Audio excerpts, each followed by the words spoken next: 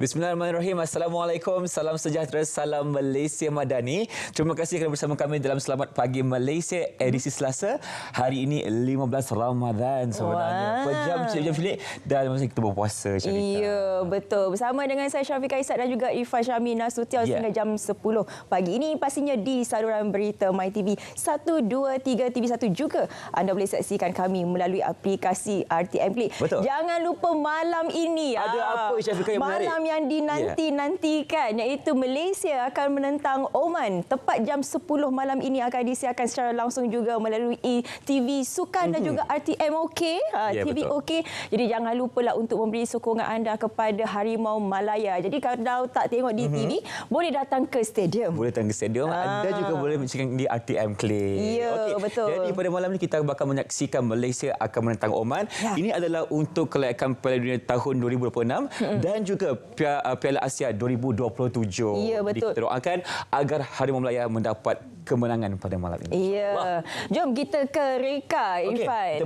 Kita ke reka. Kita nak melihat seketika bagaimana sebenarnya rekod pertemuan di antara Malaysia dan juga Oman. Kalau kita boleh lihat daripada Ogos 2000 Malaysia menentang Oman 2-0, September 2010 Oman 3, Malaysia 0, Mac 2015 Oman 6, Malaysia 0 dan juga yang baru-baru ini pada Mac 2024 itu Oman 2, Malaysia 0. Tapi tak apa. Tidak ada perkara yang mustahil. Tiada yang mustahil. Kerana apa, kalau anda memberikan sokongan yang tidak henti-henti, insya-Allah malam ini kita bakal menjulang kejayaan. Insya-Allah kita doakan. Okey, baik. Itu berkaitan dengan apa yang akan berlaku pada malam ini di mana Malaysia bakal menentang Oman. Kita akan lihat pula perincian berita kini melalui saluran berita RTM. Jadi kita mulakan dengan perincian yang pertama. Ini berkaitan dengan Hari Polis yang ke-217.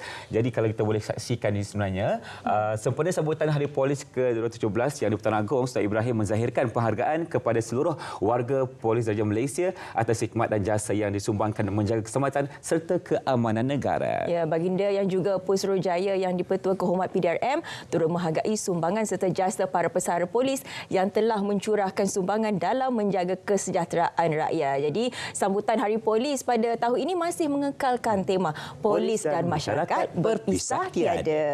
Okey. Sedikit lagi perkongsian berkaitan dengan apa yang berlaku selingan untuk Hari Polis Malaysia ini. Kita boleh kongsikan kepada anda. Kerja-kerja naik taraf dan selenggara Ibu Pejabat Polis Daerah IPD serta Perumahan Polis dari Malaysia PDRM di seluruh negara akan disegerakan. Jadi Perdana Menteri Datuk Ibrahim berkata ia perlu disiapkan sebelum akhir tahun ini demi keselesaan dan keselamatan keluarga anggota keseluruhannya. Ya, jadi kita akan beralih pula ke cuaca. Ini pula berkaitan dengan fasa peralihan monsun. Orang ramai dinasihat berwaspada. Jadi ianya akan bermula fasa peralihan ini menjelang 29 Mac hingga Mei hadapan. Jadi Jabatan Meteorologi Malaysia dalam satu kenyataan menjelaskan bahawa peralihan tersebut menandakan berakhirnya monsun timur laut MTL yang melanda negara di beberapa tempat sejak 11 November lalu. Selain itu juga Syafiqah, keadaan cuaca panas dan kering dijangka beransur pulih menjelang pertengahan April nanti. Ya, jadi fasa peralihan monsun telah menjejaskan beberapa kawasan di barat dan pendalaman Semenanjung, barat Sabah serta selatan dan tengah Sarawak menerima tiupan angin lemah, ribut petir serta hujan lebat dalam jangka masa yang singkat, terutamanya waktu petang dan juga malam. Situasi itu juga turut berpotensi mengakibatkan banjir kilat, pokok tumbang dan kerosakan pada struktur yang tidak kukuh. Jadi kita dinasihatkan untuk sentiasa melihat perincian terkini melalui Map Malaysia untuk mendapatkan kabar berita tentang cuaca di tempat anda. Ya, seperti biasalah hari ini kita akan berikan tumpuan kepada topik kekeluargaan. Kita nak berkongsi juga mengenai ini sebenarnya, iaitu kes buli yang terjadi baru-baru ini di mana polis menubuhkan satu pasukan petugas khas bagi menjalankan siasatan berhubung kes buli hingga menyebabkan kematian seorang pelajar lelaki di Lahad Datu, Sabah baru-baru ini. Jadi Pusatjaya Polis Negeri berkata pasukan itu ditubuhkan bagi memastikan siasatan dijalankan dengan cepat, profesional, telus dan teratur. Ya, jadi kalau kita boleh saksikan sebenarnya reman 13 individu yang ditahan bagi bantu siasatan akan tamat 29 Mac ini. Siasatan mengikut Seksyen 301 02 Kanun Kesiasaan dan ada juga beberapa individu yang merakam percakapan termasuk warden dan rakan mereka. Ya, jadi ini ialah berkaitan dengan isu dan juga kes buli.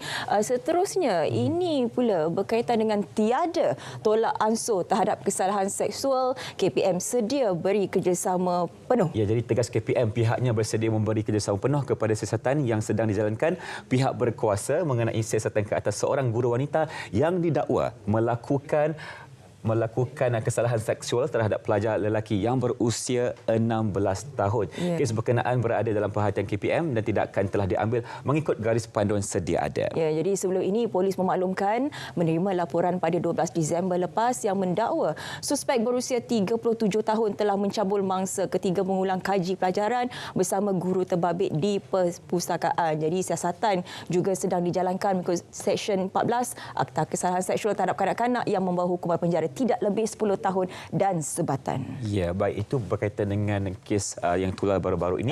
Jangan lupa, tak lama lagi dia nak tutup. Nanti kata tak dapat pula bantuan dengan inisiatif. Jadi, jangan lupa untuk mengemas kini data anda dipadu di sistem padu. Jadi, pendaftaran padu meningkat mendadak. Kepada 7.7 juta. Kalau kita boleh berikan perinciannya, jadi Menteri Ekonomi Rafizi Ramli berkata setakat 11.59 malam pada 24 Mac bilangan pendaftaran meningkat kepada 7.7 juta berbanding 5.4 juta yang direkodkan pada 17 Mac yang lalu, dan daripada jumlah pendaftaran terkini katanya kadar pendaftaran dalam kalangan individu berumur 18 tahun ke atas telah mencecah 35.1%. Ya, jadi orang ramai digalakkan supaya tidak menunggu hingga saat akhir untuk mendaftar. Jadi ramai-ramailah untuk kita mengemas kini sistem padu dan juga mengemas kini segala maklumat peribadi anda. Jangan risau kerana ianya sebenarnya selamat.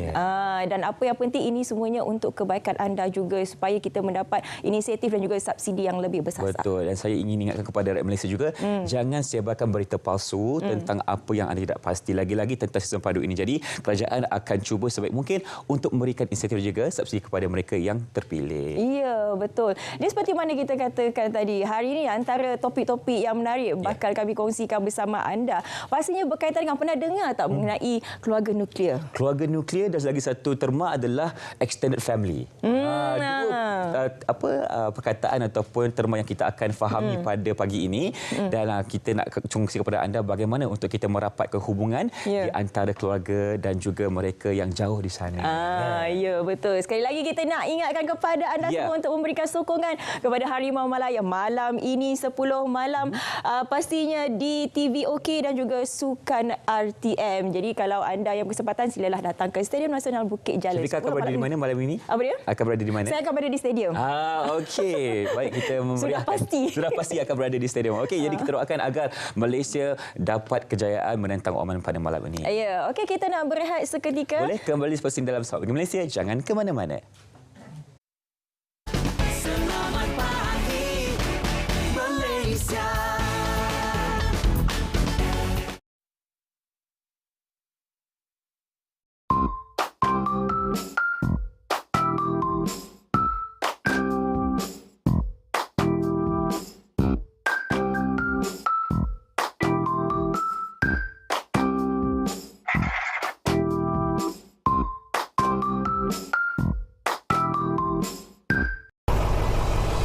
Adik-adik, jom belajar cara melintas jalan. Lihat kiri, kanan, kiri sebelum melintas. Membantu pelajar melintas dan pastikan pelajar selamat sampai.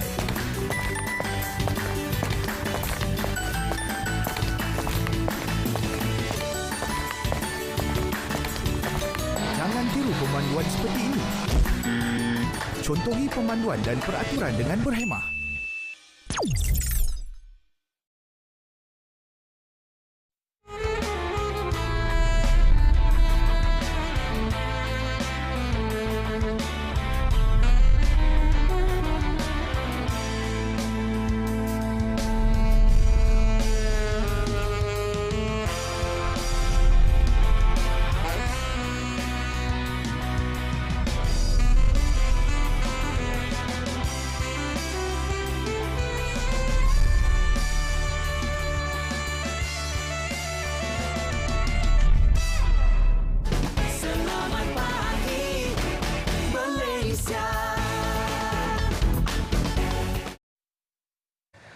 Kembali bersama kami dalam Selamat Pagi Malaysia bersama Irfan dan juga Syafiqah. Baiklah, pada bulan puasa ni Syafiqah kan, kita perlu perbanyakkan amal ibadah kerana bulan ini merupakan bulan makfirah di mana kita perlu mendapat keampunan daripada Allah. Dan dalam masa yang sama juga Syafiqah, kita perlu meningkatkan, kalau boleh kita bersedekahlah, berinfak kepada memerlukan. Jadi kita nak saksikan terlebih dahulu berkisah dalam segmen Marhaban ya Ramadan, ajaibnya bersedekah. Jom saksikan.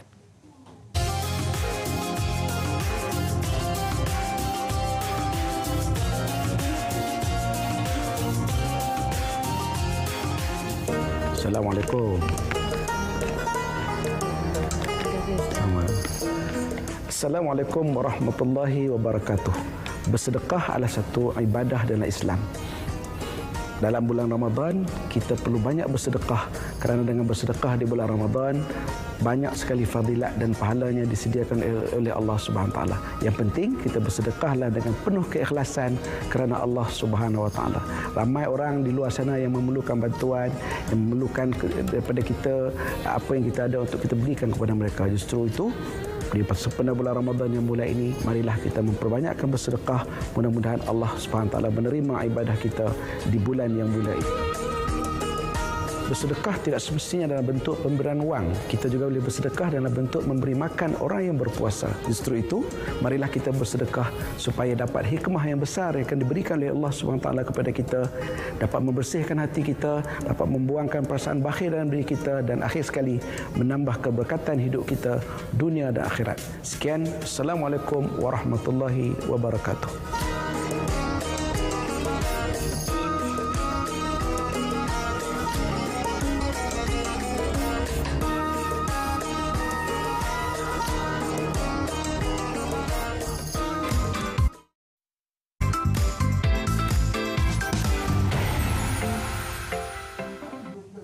Baik, itulah dia segmen kita pada hari ini, iaitu Marhaban ya Ramadan. Ya, okey. Seperti biasa kita akan berkongsi ruang Selamat Pagi Malaysia ini bersama dengan rakan kita di konti yang terpilih. Hari ini kita nak ke Selangor FM. Oh, jiran kita je lah. Jiran sebelah bersama dengan Saf dan juga Jin. Silakan.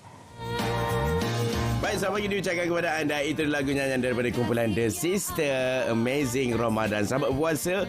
Hari ini 15 Ramadan 1445 Hijriah. Apa pun nak ucapkan terima kasih kepada Irfan dan Syafiqah yang sekarang ini berada di set Selamat Pagi Malaysia yang anda boleh mula tonton bermula 8 pagi. Saya Saf, depan saya ni Jit. Depan ke? Orang tak tahu, orang tak tahu. Okey, apa pun kami nak ucapkan selamat puasa sepanjang bulan Ramadan ni. Semoga segala amalan kita diterima Allah, insya-Allah. Jadi sekarang ni Selangor FM bersiaran di Seleksi Pagi. Anda boleh tonton di TV1. Kemudian anda boleh dengarkan juga kami melalui aplikasi RTM Klik. Yang paling penting, jangan lupa untuk ikuti kami di platform media sosial Selangor FM, di Instagram, Facebook dan juga TikTok dengan kata carian Selangor FM 100.9.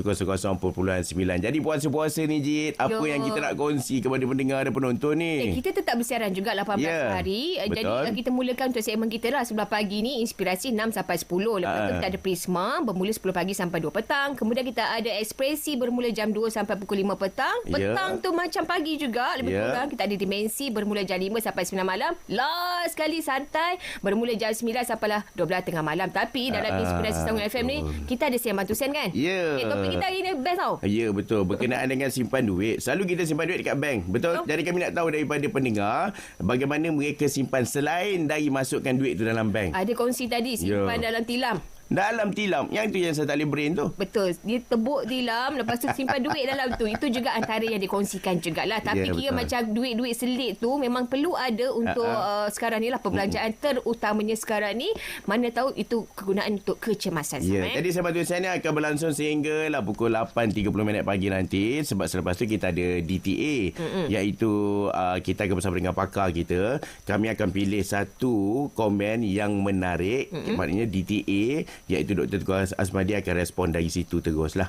Kan? Okey, baik. Jadi kita bila kita bercakap berkenaan dengan 34 je kita suka, yang pun mula dikenali sejak 5 Januari yang lalu, yang mana dekat Selangor FM juga kami bawakan seperti hari Jumaat Taranum Al-Quran bersama dengan Imam Muda Wan Najdi. Sambutan sangat-sangat baik. Ramai yang nak repair bacaan mereka kan. Sedang asyik anda layan lagu rekod studio di Selangor FM. Kami nak paling anda secara live pasca minggu ini. Bukan sesuatu saya belajar masak dengan dia lah dulu. Dan Ahad juga kita ada ada BMI Baskers minggu ini ala Ramadan. Jadi Baskers minggu ni akan live dekat konti kita juga. Yang paling penting sekali konsep Ramadan. Jadi lagu-lagu tukarlah. Dia kena lagu ketuhanan, lagu-lagu nasyid, dan untuk sepanjang Ramadan ni setiap hari Jumaat, Sabtu dan juga Ahad anda kena dengarkan dan juga tonton juga live kami lah. Dekat TikTok ada, kita ada live dekat Facebook, aplikasi X pukul 3.40 petang sampailah 4.14 minit petang. Ya, betul. Jadi Jid, awak percaya kan saya ada sidekick? Percaya. Sebab saya dah nampak dah Irfan dengan Syafiqah sekarang ni tengah senyum dah. Memang dah tak sabar dah nak tahu benda tu lebih menarik. Jadi Irfan, Syafiqah dan juga yang mana yang menonton Selamat Pagi Malaysia sekarang ni boleh saksikan boleh dengarkan Selangor FM di 100.9. Kemudian boleh dengarkan menerusi aplikasi RTM Klik. Jadi hari ni kalau pagi 6 pagi bersama dengan kami berdua lah. Betul. Jadi itu yang sebab kita kongsikan buat ketika ini. Jadi terus kekal bersama dengan kami di 100.9 dan juga terus menyaksikan Selamat Pagi Malaysia sehingga selesai nanti. Terima kasih kembali bersama dengan Irfan dan Syafiqah. Terima kasih DJ Saf dan DJ untuk perkongsian saya pagi Selangor FM. Walaupun mereka jauh tapi dekat di hati. Dekat di hati. Macam kena dengan topik seterusnya kan? Jadi kalau waktu Ramadan ni dan juga menjelang Syawal, inilah masa untuk kita berkumpul. Betul. Berbuka puasa bersama. Ada tak moreh bersama juga? Ada, pastinya kan? Ada. Tapi ada juga sekarang ni masyarakat kita yang lebih suka mempetikkan nuclear family. Terma apa tu kan? Dan ada juga yang lebih menggemarkan ada extended family. Dua terma. Ada dua terma. Jadi kita nak tahu yang mana satu patutnya kita rapatkan kan, maksudnya ada ahli keluarga kita mungkin yang berada jauh dari mata kita tapi dekat di hati. Macam tu. Jadi hari ini kita nak bincangkan topik jauh didekatkan yang dekat diakrabkan. Bersama dengan tetamu di studio Profesor Madya Datin Dr. Rafiq Saidon, Ketua Pusat Pengajian Pasca Siswazah Akademi Pengajian Islam Contemporary UiTM Shah Alam. Assalamualaikum. Waalaikumsalam warahmatullahi wabarakatuh. Sihat Alhamdulillah. Okey. Jadi seperti yang kita ungkapkan tadi kan Datin, kita nak bercakap tentang nuclear family dan juga extended family. Jadi kalau dari sudut pandang Islam bagaimana sebenarnya? Okey, terima kasih Fika dan Irfan. Okey, kalau kita belajar berkaitan dengan family studies dua term yang penting lah. Pertama kita sebut nuclear family, setengah tu disebut nucleus family, satu lagi disebut extended family. So nuclear family itu maknanya kalau dalam bahasa Melayu tu keluarga kecil atau keluarga dekat. Extended family itu keluarga besar ataupun keluarga yang agak jauh. Okey, jadi keluarga nuclear family ni biasanya dia merujuk kepada satu keluarga yang ada ibu bapa dan juga anak-anak dalam konteks yang kecil.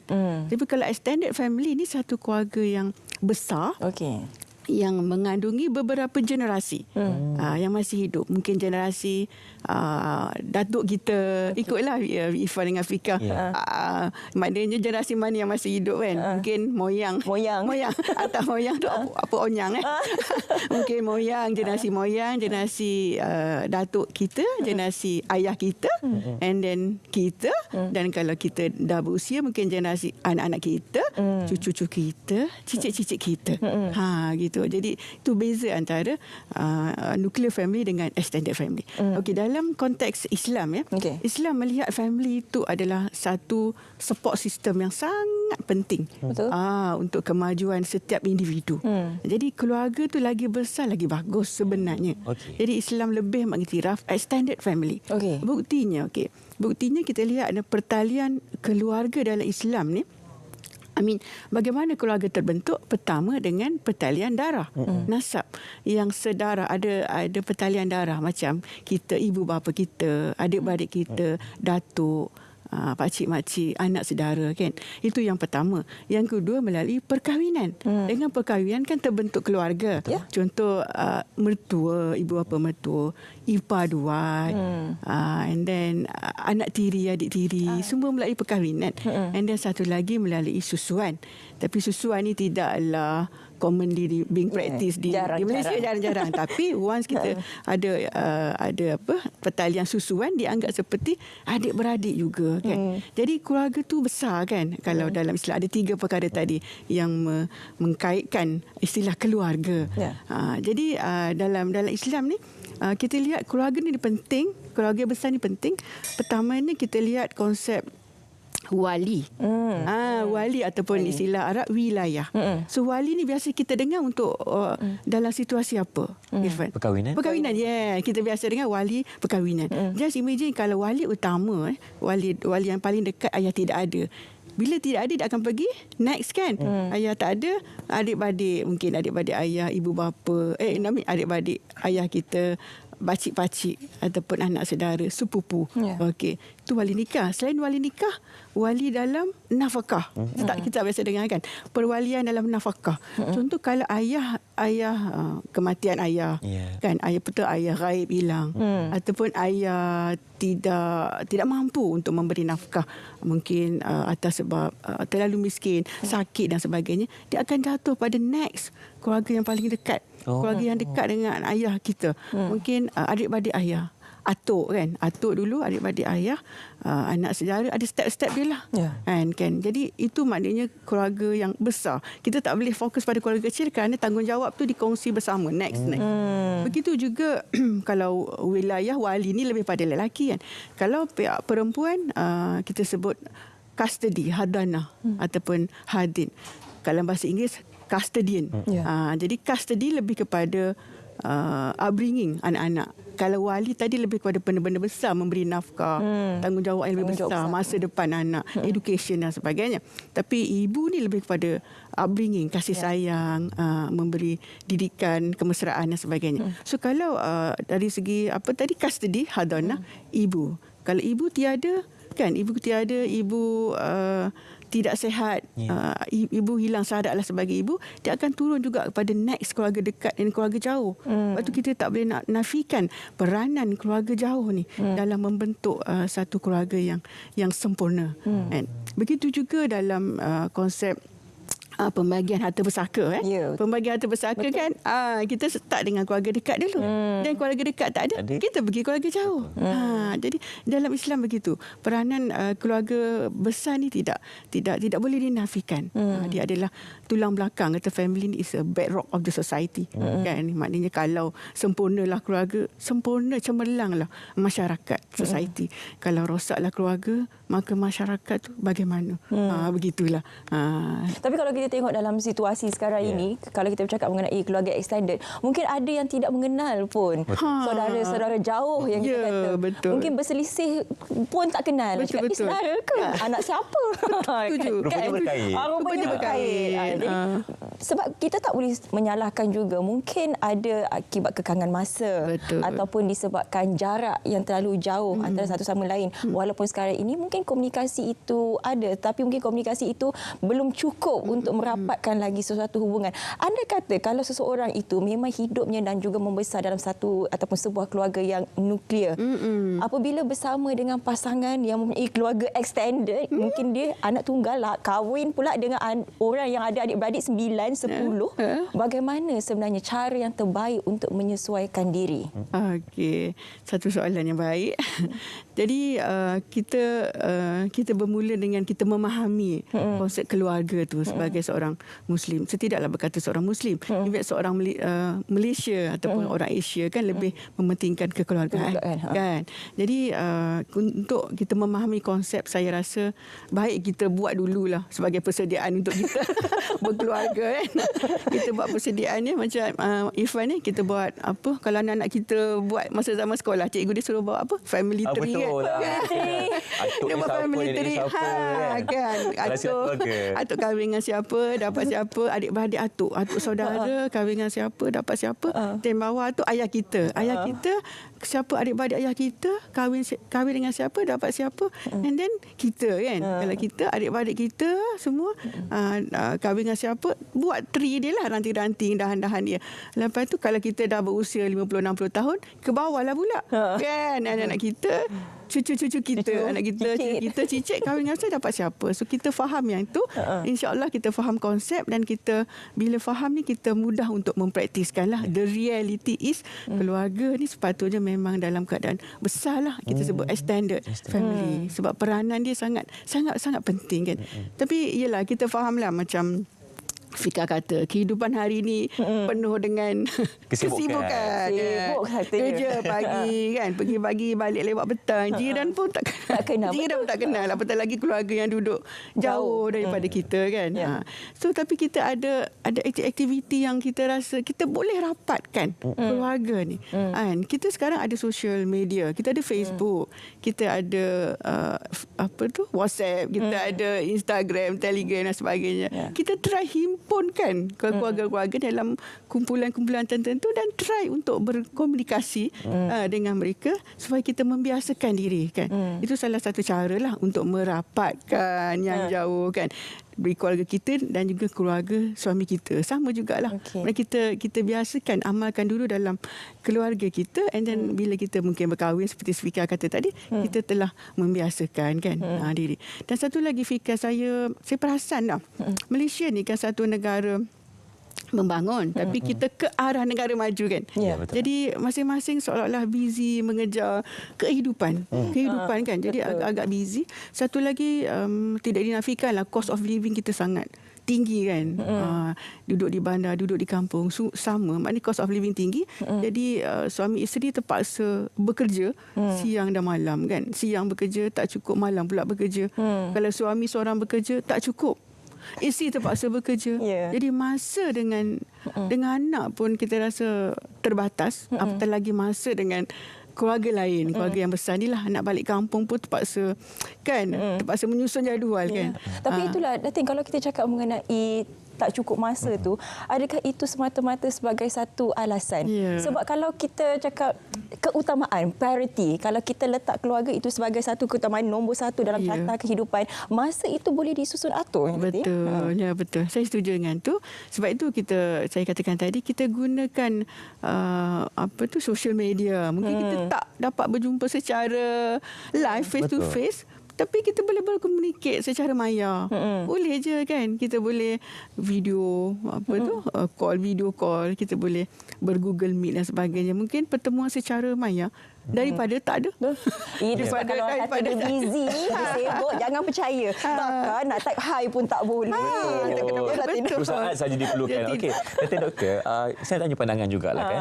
Mungkin ada yang individu sengaja tidak mahu merapatkan hubungan dengan extended family. Mungkin ada perbezaan dari segi status ekonomi keluarga mungkin, ataupun mungkin ada perselisihan faham yang mungkin berlaku sebelum ini kan. Jadi ada perkara seperti itu yang membantutkan pergerakan keluarga itu untuk dirapat-rapatkan. Jadi apa pandangan Datin Doktor tentang perkara ini? Okey, kalau kita faham kepentingan keluarga kan, konsep keluarga dalam agama kita, kita melihat kita akan meletakkan perbezaan pandangan, tidak persefahaman dari segi politik apa sebagainya, put aside lah. Tolak ke tepi. Yang penting adalah unity of the family, kesatuan dalam keluarga. Saya setujulah dengan Irfan sebutlah, maknanya setiap daripada kita ni macam kita buang dulu ego kita tu kan. Kan kita consider each other, kita memahami masalah antara satu sama lain, kita hormat, appreciate satu sama lain. Mungkin sekarang kita tak memerlukan, tapi akan datang mungkin kita akan memerlukan keluarga kita kan. Biasa kita dengar bila susah nak cari kawan pun susah kan. Bila kita senang kawan ramai, bila kita susah nak cari kawan. Tapi keluarga ni sebab ada ikatan kan, ada ikatan, ada pertalian kan. Maknanya keluarga juga, kita akan pergi kepada keluarga bila kita dalam keadaan kesusahan kan. Satu lagi kan, saya lupa nak beritahu, kehidupan moden ni kan, kehidupan keluarga moden ni sometimes kita terpengaruh dengan pengaruh daripada luar kan, negara maju. Perasan tak, negara maju ni dia lebih dia mementingkan soal privacy kan, privacy individualistik kan. Jadi kalau maknanya kalau kita satu ketika dululah, masa kita kecil-kecil, keluarga ni memang, keluarga besar ni senang untuk berhimpun, senang untuk bergotong royong kan. Kita buat majlis family gathering, tahlil, baca Yasin, family day kan. Senang untuk berkumpul. Lepas tu kan, bila mungkin kemodenan kan, jadi ideologi privacy tu makin lama makin datang. Jadi kita pun macam terikut dengan pengaruh tersebut. Keluarga tu jadi makin kecil. Jadi pada satu keluarga yang memang consist nuclear family itulah. Nuclear family tu pun masa sebelum ni dia besar. Kan satu family anak 7-8 orang, betul tak? 5-6 orang.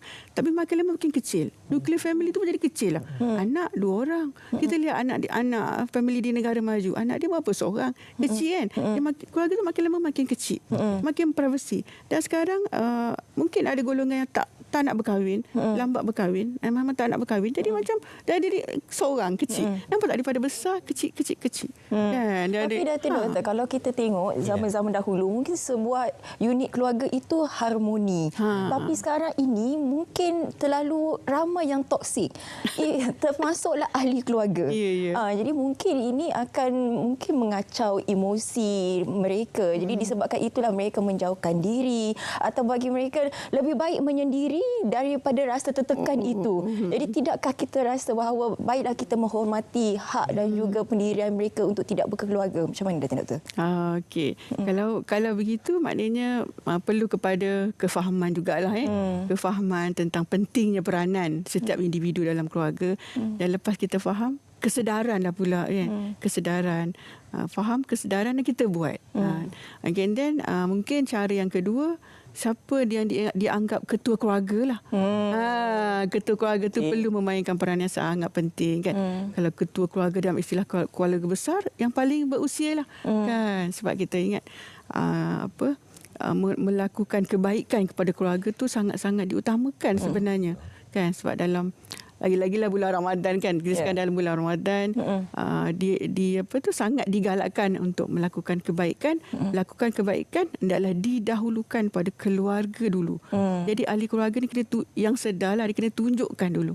Especially ketua keluarga, tunjukkan dulu amalan membantu ahli keluarga. Sebab kadang macam dalam masyarakat kan, kadang kita tak sedar kan. Contoh family terlalu besar kan. Kadang kalau kita berada di atas lah, kalau kita berusia 60-70 tahun, kita tak sedar mungkin anak-anak kita, cucu-cucu cicit kita, dia ada konflik keluarga, berlaku perceraian kan. Bila bercerai kan, bekas suami bawa hal masing-masing kan. Jadi mungkin ada anak-anak yatim di situ, anak-anak yatim, anak-anak yang hilang tempat bergantung, anak-anak yang hidup dalam keadaan kemiskinan, melarat, yang memerlukan bantuan. Jadi kalau kita faham konsep keluarga besar tadi, sebagai wali tadi, mungkin wali ni terpanggil untuk membantu anak-anak tadi, anak-anak yang dalam keadaan memerlukan. Dari segi nafkah, bimbingan dan sebagainya. Tapi kalau ketua keluarga macam family tadi, yang ketua keluarga dalam satu keluarga besar tu tidak memainkan peranan, dia tidak menunjukkan contoh yang baik kepada ahli-ahli yang lain. Terabailah. Makin lama makin terabai. Jadi makin lama ahli keluarga, masyarakat tak melihat keluarga tu penting. Dia tak melihat keluarga tu mempunyai peranan yang besar. Sebab tidak ada konsep tolong-menolong, bantu-membantu kan. In fact dalam Islam pun, kalau kita nak bersedekah, utamakan keluarga dulu. Utamakan keluarga dulu. Saya ingat satu hadis Nabi kata, kalau kita bersedekah pada orang miskin, kita dapat 1 pahala. Kalau bersedekah pada ahli keluarga yang memerlukan, dapat 2 pahala. Kenapa 2 pahala? 1 pahala sedekah, 1 pahala menyambung hubungan silaturahim. Kan? Tapi sometimes kita tak mengutamakan keluarga kan. Kita tak, orang lain dia tolong. Konsep rahmah dan kekeluargaan.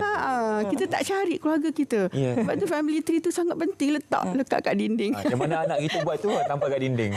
Family tree tadi. Sebab sometimes melibatkan keluarga kompleks kan. Keluarga kompleks contoh macam dia berkahwin lebih daripada seorang, and then bercerai-berai, dan berlaku pula kematian. Jadi anak-anak yatim tu sometimes tak ada siapa pun ambil tahu kan. Kadang-kadang ada juga ibu ayah yang tidak memberitahu kepada mereka ini siapa itu siapa. Nanti kita saudara. Mungkin kan. Ada pula konteks kahwin rahsia kan. Kahwin rahsia. Itu lagi parah. Kahwin di luar kan, di luar negara yang orang tak tahu kan. Jadi mungkin nasib-nasib anak-anak yang memerlukan yang memerlukan bantuan, pergantungan hidup terabai. Terabai. Jadi pada saya setiap ahli keluarga tu perlu berperananlah untuk menjaga ahli keluarga masing-masing. Sebab kita kan dah bulan puasa ni dan kita nak menjelang kepada bulan Syawal. Jadi apa tips yang terbaik untuk kita merapatkan hubungan yang mungkin dilupakan sebelum ini? Okey. Pertamanya, bulan puasa. Bulan puasa ni kalau boleh buat apa tu, open day. Kita biasa open day ni hari raya, betul tak? Open day hari raya. Tapi kita lupa bulan Ramadan adalah bulan paling barakah dan pahala Allah akan bagi berganda-ganda. Ganjaran Allah bagi berganda-ganda compared tu bulan-bulan yang lain. Jadi bulan puasa ni kita dianjurkan untuk bersedekah. Contoh macam kita jemput ahli keluarga tadi untuk berbuka puasa di rumah. Kalau tak tersempat pun di rumah, mungkin kita set lah. Sekarang kan banyak package. Package buka puasa di luar, di hotel. Buffet kan? Buffet. Di restoran, hotel. Macam hotel UiT macam UiT. Pula hotel UiT.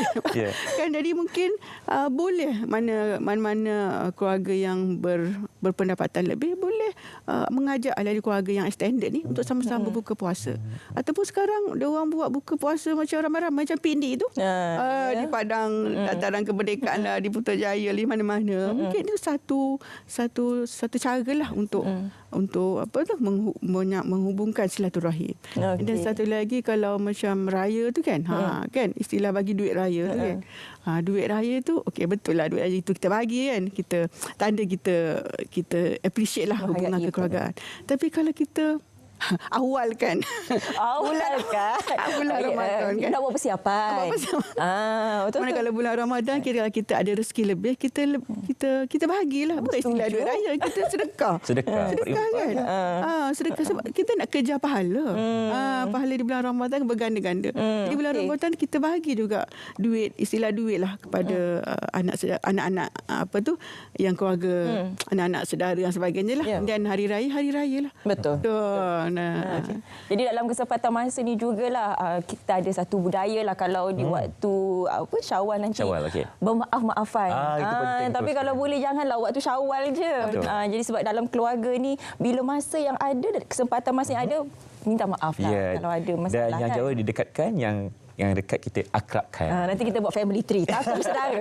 Okey, terima kasih ucapkan kepada Profesor Madar Datin Dr. Rafiq Saidon, Ketua Pusat Pengajian Pasca Siswazah Akademi Pengajian Islam Kontemporari Universiti Teknologi Mara UiTM Shah Alam untuk konsep pagi ini. Okey, jadi Syafika, penonton, kita akan berhenti berehat seketika. Teruskan bersama kami dalam Selamat Pagi Malaysia selepas ini.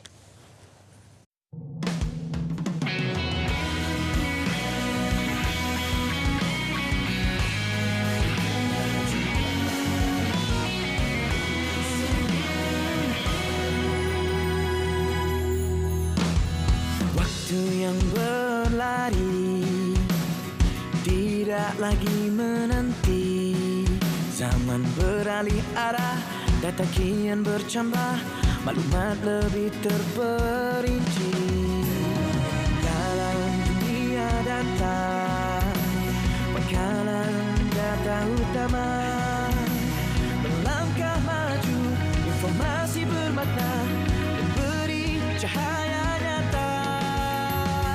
Sekecil tindakan takkan berhenti untuk kemajuan.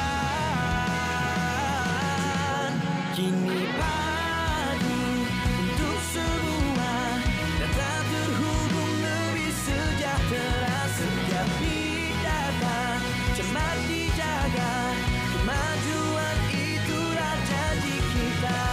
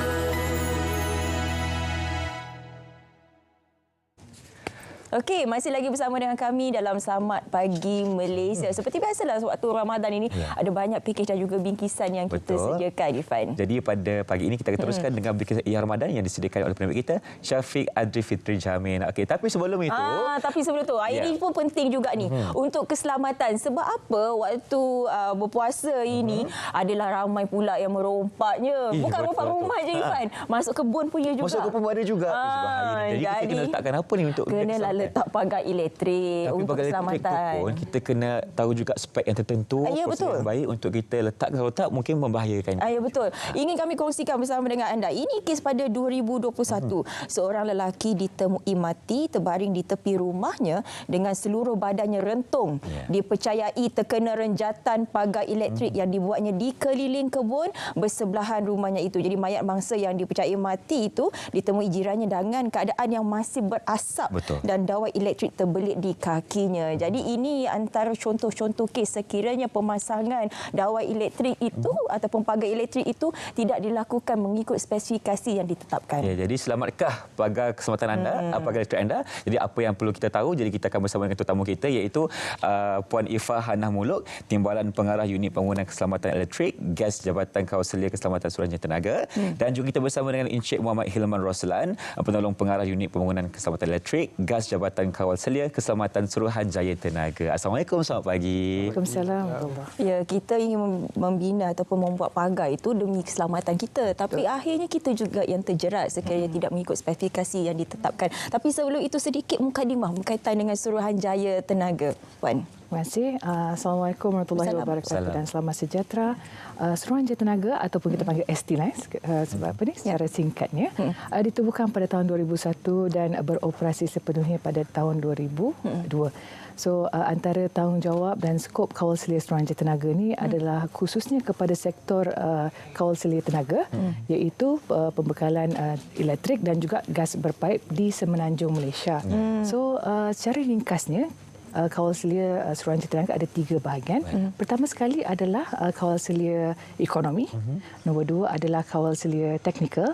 Dan ketiga, cukup rapat dengan topik perbincangan kita pada hari ini iaitu Kawaselia Keselamatan di mana saya dan rakan saya Encik Hilman akan berkongsi berkenaan dengan tips-tips pemasangan pagar elektrik dengan selamat. Baik, jadi permulaannya kita nak tanya juga kepada tujuan pemasangan pagar elektrik ni. Kalau tadi Syifah cakap untuk kita mengelakkan perceruhan yang berlaku mungkin di kawasan kebun kita, rumah kita, mungkin boleh kongsikan lagi?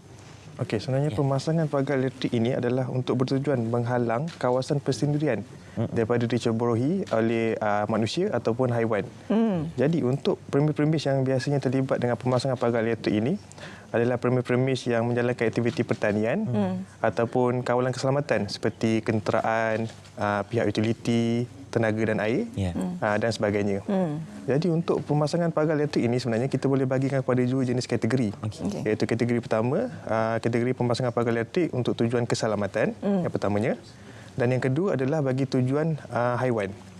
Jadi apa beza untuk pemasangan pagar elektrik untuk tujuan haiwan dan keselamatan ini adalah untuk tujuan keselamatan kita perlu pasang dengan penghalang fizikal iaitu physical barrier.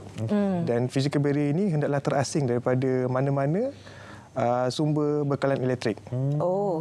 Jadi untuk pemasangan pagar elektrik tujuan haiwan pula, tujuan dia untuk kita lindungi daripada haiwan liar ataupun hidupan liar daripada masuk ceroboh kawasan kita. Dan untuk pemasangan pagar elektrik tujuan haiwan ni, kita tak perlukan pasang penghalang fizikal ataupun physical barrier ni. Jadi penonton pada hari ini mungkin boleh bezalah sekarang ni apa beza pagar elektrik bagi tujuan keselamatan dan apa juga pagar elektrik bagi tujuan haiwan. Okey, kalau kita buka di contohlah di YouTube, begitu banyak sebenarnya tutorial bagaimana untuk memasang pagar elektrik ini DIY katanya. Tapi itulah bila datang satu hari yang mungkin malang untuk mereka, mungkin musibah itu akan melanda. Jadi kalau untuk Suruhanjaya Tenaga sendiri, apa sebenarnya prosedur yang telah ditetapkan untuk orang ramai memasang pagar elektrik ini? Betul sekali Ika. Seperti Ika katakan memang banyak tutorial dekat luar tu. Dan maklumat yang nak dicapai itu sangat mudah. Betul kan? Sangat mudah ke hujung jari orang kata. Tapi dekat sini Suruhanjaya Tenaga ingin menekankan bahawa untuk memasang pagar elektrik ini pertama sekali adalah untuk melantik kontraktor elektrik yang berdaftar dengan Suruhanjaya Tenaga. Okey, kontraktor yang berdaftar itu macam mana kita nak tahu tu? So, kalau kita nak tahu dia berdaftar ataupun tidak, dia memang ada pendaftaran dengan Suruhanjaya Tenaga lah. Dan memang kalau sebagai orang awam, saya mungkin saya dah agak dah soalan ni akan ditanya. Macam mana saya sebagai orang awam ketahui bahawa orang yang datang tu adalah kontraktor yang berdaftar dengan Suruhanjaya Tenaga? Nak lesen ke apa ke? Dia sebenarnya ada pendaftaran di dalam kita punya sistem sendiri. Dalam kita punya laman web pun boleh confirmkan balik. Dan kita boleh cek sama ada dia adalah kontraktor berdaftar ataupun tidak. Dan mungkin ada juga yang tertanya-tanya macam mana saya nak mendapatkan khidmat kontraktor elektrik ni. Dia boleh juga sekali lagi layari laman web kami. Dekat situ kita ada senaraikan up to filter sampai ke setiap negeri IKA. So kita dapat tahu kontak nombor dia sangat mudah untuk dihubungi lah. Mungkin lagi satu, kenapa kita kena lantik kontraktor elektrik ni, kerana mereka hendaklah mengikut piawaian ataupun standard yang telah ditetapkan dan hendaklah membuat pemasangan tersebut mengikut kehendak akta dan juga peraturan yang telah ditetapkan. Mungkin sedikit mengenai akta dan juga peraturan apa yang perlu dipatuhi sebenarnya, Puan? Contohnya dia adalah ada spek-spek yang akan dikongsikan oleh Encik Hilman nanti. So dekat kalau spek-spek yang dalam akta tu mungkin dia general, tetapi kita ada satu lagi panduan di mana dia lebih spesifik kepada cara-cara kaedah pemasangan pagar elektrik tersebut. Baik, jadi Cik Hilman, apa di antara syarat-syarat yang perlu kita patuhi sebelum kita melakukan pemasangan pagar elektrik ni, seperti kawasan lantai, ketinggian fans ataupun saiz voltanya itu sendiri? Okey, kat sini sebenarnya ramai penonton tak sedar syarat-syarat yang perlu kita patuhi. Okey, sebenarnya syarat-syarat yang kita perlu patuhi ini sebenarnya dah ada di dalam panduan pemasangan pagar elektrik Suruhanjaya Tenaga yang dikeluarkan oleh pihak Suruhanjaya Tenaga lah. Okey, untuk panduan ni sebenarnya kita boleh dapat muat turun secara percuma di laman sesawang Suruhanjaya Tenaga iaitu www.st.gov.my di bahagian muat turun ataupun download. Okey, kita boleh download benda tu secara percuma je. Kita maknanya siapa yang nak pasang boleh tengok panduan tu. Okay. Untuk segi reka bentuk ataupun design pula, pasangan pagar elektrik ni kita hendaklah melantik sekurang-kurangnya jurutera elektrik profesional. Jurutera elektrik profesional ni adalah seseorang yang ada gelaran IR. Itulah yang kita panggil sebagai jurutera elektrik profesional. Sebelum kita nak siap pasang pagar elektrik ni juga, kita perlu hantar dua jenis borang, iaitu borang G dan juga borang H. Borang G ini adalah borang perakuan penyeliaan dan penyerapan, iaitu borang ini hendaklah ditandatangani oleh orang kompeten dari segi kategori pendawai, iaitu PW1 sehingga PW4. Mengikut kesepakatan voltage yang bersesuaian lah. Untuk borang H pula adalah borang perakuan ujian, iaitu hendaklah ditandatangani oleh orang kompeten dari segi kategori pendawai PW2 untuk sekatan voltage fasa tunggal, iaitu kita panggil sebagai single phase, dan juga PW4 untuk fasa 3 ataupun kita panggil sebagai three phase. So itu adalah syarat-syarat yang perlu kita patuhilah sebelum kita nak lakukan pemasangan pagar elektrik itu sendiri. Kalau ikutkan kes yang saya kongsikan tadi, sepatutnya kuasa ataupun arus elektrik yang digunakan untuk pagar elektrik ini dia tidak boleh mendatang kemudaratan atau kematian. Ia hanya untuk saja. Dia macam bagi amaran saja. Bagi amaran saja, betul. Tapi andai kata kalau berlakunya kecederaan atau kematian kepada penceroboh itu, bagaimana? Siapa yang akan bertanggungjawab? Okey, untuk pasangan pagar elektrik ini sebenarnya kalau kita ikut regulation ataupun syarat yang telah ditetapkan oleh pihak Suruhanjaya Tenaga, tak akan berlaku sebarang menyebabkan kematian lah. Sebab kita akan gunakan energizer. So energizer ni adalah dalam bentuk pulse. Jadi dia bukan akan memberi kematian, melainkan kita terbelit kepada pagar itu sendirilah yang akan membawa kepada kematian. Jadi pemasangan pagar elektrik itu sendiri kita hendaklah patuh kepada standard yang telah dikeluarkan oleh Jabatan Standard Malaysia di bawah standard MSIEC 60335-2-76. So untuk panduan pemasangan pagar elektrik ini juga kita comply kepada MS itu sendiri, standard itu sendiri. Jadi sekiranya berlaku sebarang kecederaan ataupun kemalangan akibat dari pemasangan pagar elektrik itu sendiri, tindakan boleh diambil oleh pihak Suruhanjaya Tenaga. So jika kita dapati sebarang pelanggaran di bawah Akta Berkelangan Elektrik 1990 ataupun Peraturan-Peraturan Elektrik 1994, tindakan undang-undang akan diambil oleh pihak Suruhanjaya Tenaga lah. Itu amaran kepada mereka yang melanggar syarat-syarat ada juga akta yang telah dikongsikan tadi. Puan Ifah, apa lagi di antara perkara yang selalu terlepas pandang masyarakat yang mungkin terlupa nak lihat tentang pemasangan pagar elektrik ni? Dia mungkin dari segi amalan lah, kebiasaan. Kebiasaan kita anggapkan benda ni mudah, senang dipasang. So itu adalah anggapan yang salah. Apabila kita terlibat dengan elektrik ni, jangan pandang sebelah mata lah, orang kata. So tengok ada yang YouTube je. tengok YouTube. Dia bukan semudah ABC, orang katalah. So seperti yang katakan kepada Encik Hilman tu, dia telah kongsikan spesifikasi yang telah ditetapkan dan di mana dia memberi penekanan berkenaan dengan keperluan orang kompeten, pelantikan orang kompeten yang mengikut kategori tertentu. Itu amat penting because mereka tahu apa yang mereka buat. Okey, untuk kawasan kebun kita memang maklum betapa pentingnya sebenarnya pagar ini, tapi untuk kawasan perumahan sendiri ada tak apa spesifikasi yang diperlukan untuk suatu kawasan kejiranan itu ataupun sesiapa saja boleh apply untuk pagar elektrik ni? Dia boleh dimohon oleh siapa-siapa yang berhasrat untuk untuk melindungi rumah mereka sendirilah. Tetapi ada syarat-syarat tertentu yang perlu dipatuhi seperti Tuan Hilman katakan tadi, untuk kita panggil ni pagar jenis keselamatan ni. Pagar keselamatan ni dia ada spesifikasi tambahan, iaitu keperluan untuk physical barrier. Okey, untuk melindungi pihak yang di sebelah sanalah. Dan lagi satu, terdapat keperluan juga untuk mendapatkan kebenaran daripada pihak-pihak berkuasa tempatan, because ini melibatkan pembinaan. So kita tak nak nanti sebelum mengemukakan sebarang permohonan kepada Suruhanjaya Tenaga, perlu dapatkan kebenaran-kebenaran tersebut dahulu. So kita tak nak nanti apabila kita telah beri kelulusan dan kena pula aduan ke apa-apa kan, so kena robohkan. So kita tak nak macam tu. Marah pula jiran sebelah kan. Ini apa pula ini. Kena maklumkan kepada mereka. Kena maklumkan. Tadi Cik Man ada cakap tentang ada 2 barang yang perlu kita hantarkan masa kita buat permohonan. Selalunya berapa lama masa yang akan diambil untuk kita melakukan proses yang selanjutnya? Proses permohonan ni sebenarnya perlu dihantar kepada pejabat kawasan Suruhanjaya Tenaga, iaitu kita ada di pejabat kawasan wilayah, kita ada di Perak, kita ada di Pulau Pinang dan kita ada Melaka, Johor, Pahang dan juga Kelantan. Jadi permohonan proses ini akan mengambil masa lebih kurang dalam 2 minggu lah. Untuk kita, sebab kita sebagai Padang Kawasilia ni, kita akan turun ke tapak untuk memastikan pemasangan pagar elektrik ini adalah selamat untuk digunakan. Okey. Dalam kesempatan masa yang ada, sedikit nasihat kepada orang ramai, terutama mereka yang merasakan nak buat DIY ni untuk pagar elektrik ni. So sekali akhir kata, kita nak nasihatkan sekali lagi untuk kita nak menekankan keperluan untuk melantik kontraktor elektrik untuk membuat sebarang pemasangan pagar elektrik ini sendiri.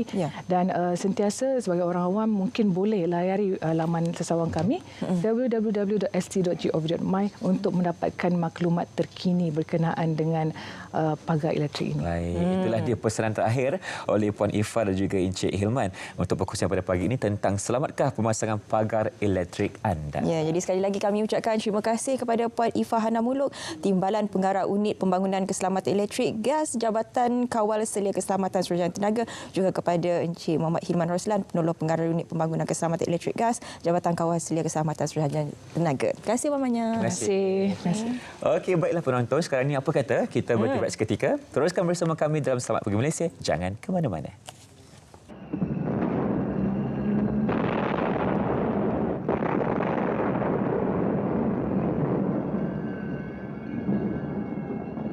اللهم إنا نجعلك في نحور أعدائنا ونعوذ بك من شرورهم اللهم بدد شملهم وفرق جمعهم وشتت كلمتهم وزلزل أقدامهم وسلط عليهم كلبا من كلابك يا قهار يا جبار يا منتقم يا الله يا الله يا الله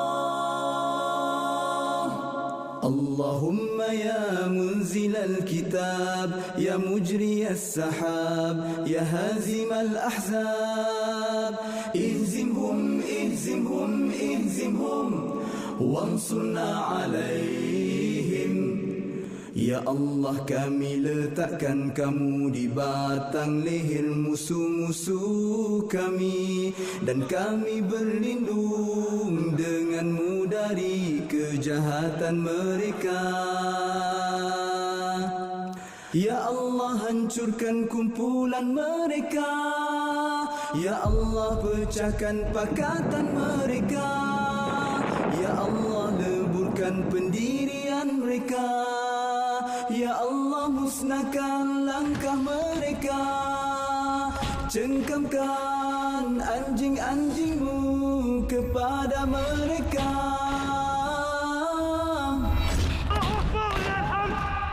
Ya Allah yang maha memaksa, Ya Allah yang maha perkasa, Ya Allah yang maha membalas, Ya Allah, Ya Allah, Ya Allah, yang turunkan kitab, yang gerakkan awan, yang tewaskan tentera Ahzab. Kalahkan mereka, kalahkan mereka, kalahkan mereka, dan kemenangan untuk kami.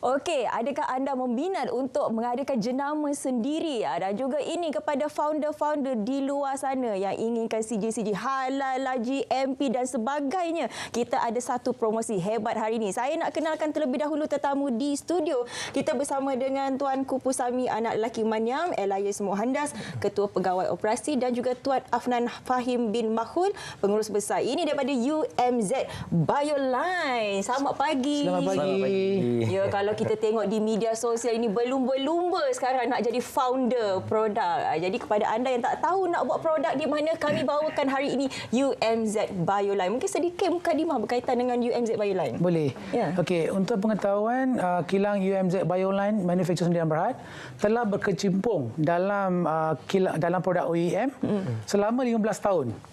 Dan kilang kami ini di Ulu Tiram, Johor Bahru. Dan untuk pengetahuan, kilang ini kepunyaan anak tempatan Encik Rashidin bin Hamad.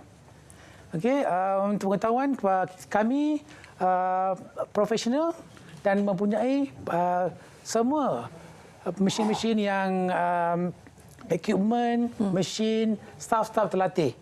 Yang kami mengeluarkan produk-produk minuman, kosmetik, mal, TCM.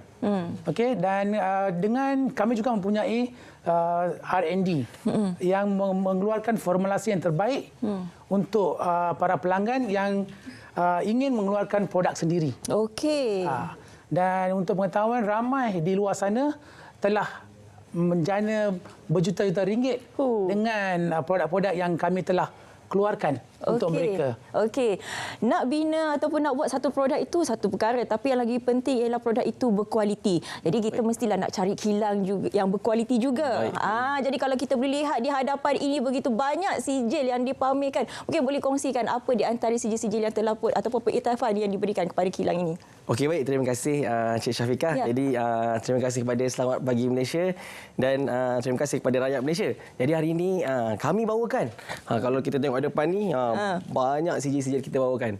Dan dia bukan sekadar banyak, malah hari ini untuk kami bawakan sijil-sijil di sini satu bukan perkara yang mudah. Betul. Kerana kami sebagai pengurusan tertinggi untuk kami memastikan kalau tadi kita ada staf terlatih, kita ada fasiliti yang baik, maka hari ini kami dilengkapi dengan pensijalan-pensijalan sangat penting. Okey. Daripada kategori pertama, kami ada kilang minuman. Di sini kita tengok di KJTV, untuk bahagian kita minuman, kita ada GMP, kita ada mesti. kami ada ISO dan kami ada HACCP. Di mana ini sangat membantu founder-founder. Dan seterusnya, tidak lupa juga kita ada produk-produk kosmetik.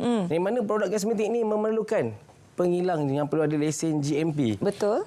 Dan seterusnya. Kami juga hari ini ada kosmetik, ada mana. Tapi bila mana kita punya founder-founder, mereka nak bawa produk mereka ke tahap yang lebih baik. Iaitu tadi, kalau hari ini produk dia asalnya makanan, tapi mereka nak jadikan produk dia produk yang boleh guna untuk ubat.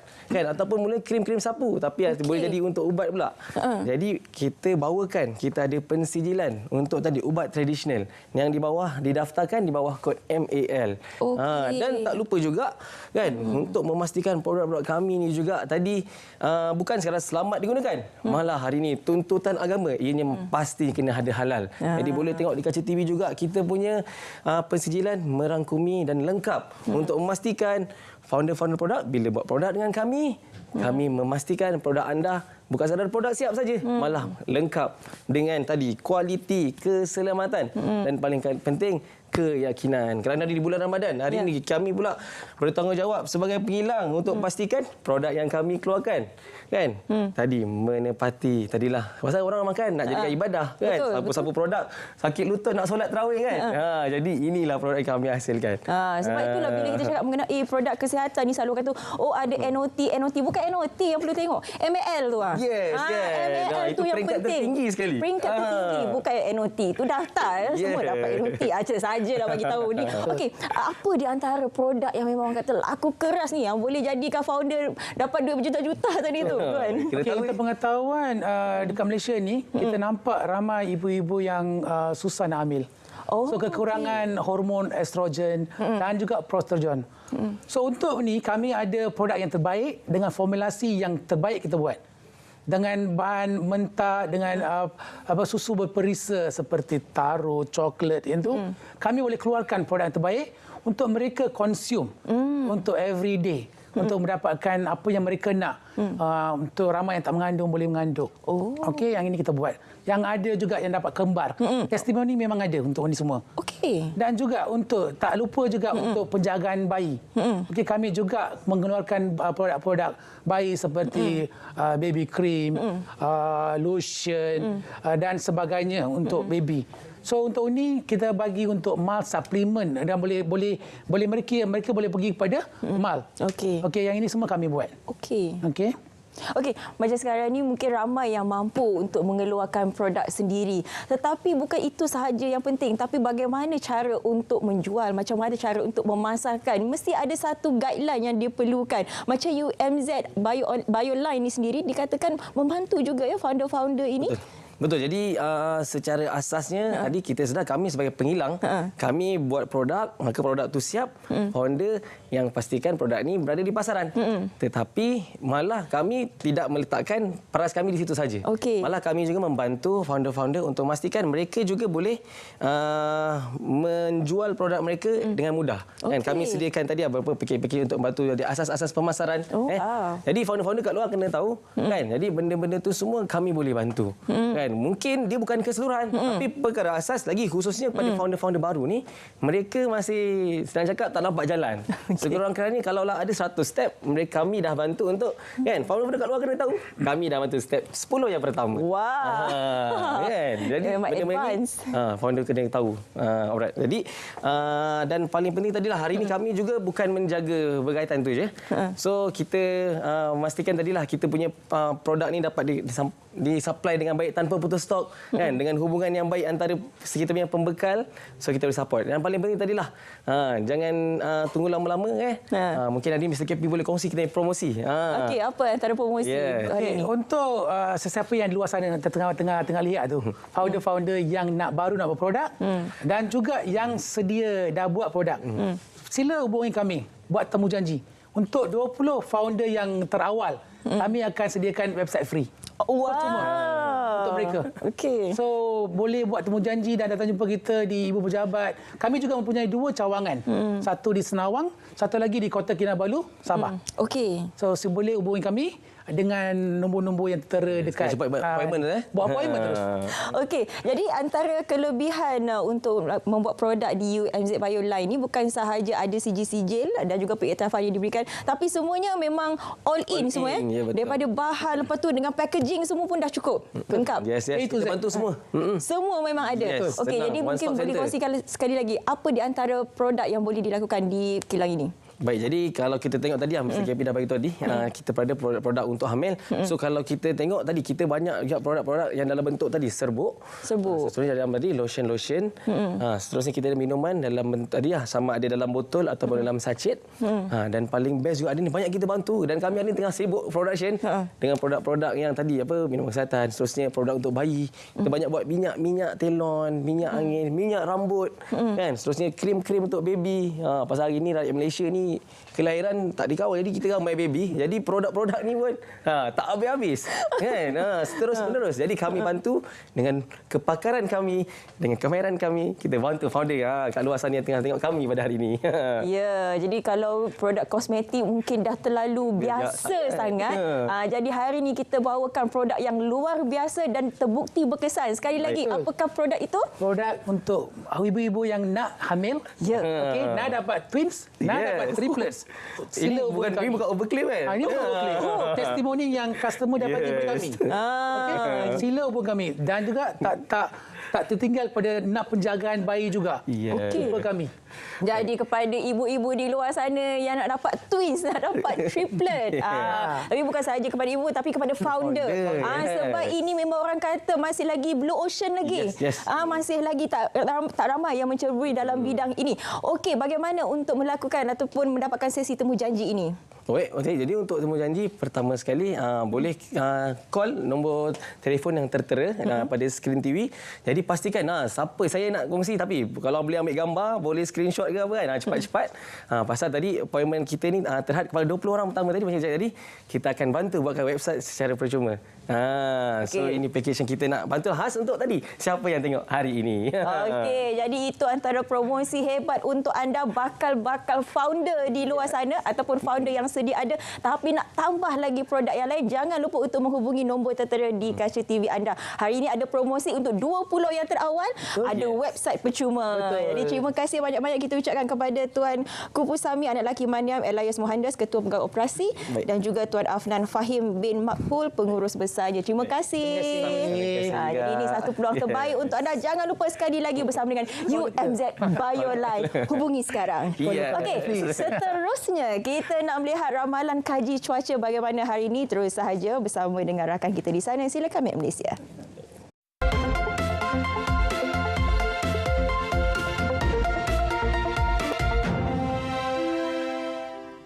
Assalamualaikum dan selamat pagi Malaysia. Bahawa masa kini rantau negara kita menerima pengaruh angin daripada arah timuran dengan kelajuan yang agak sederhana sekitar 10 hingga ke 20 km sejam.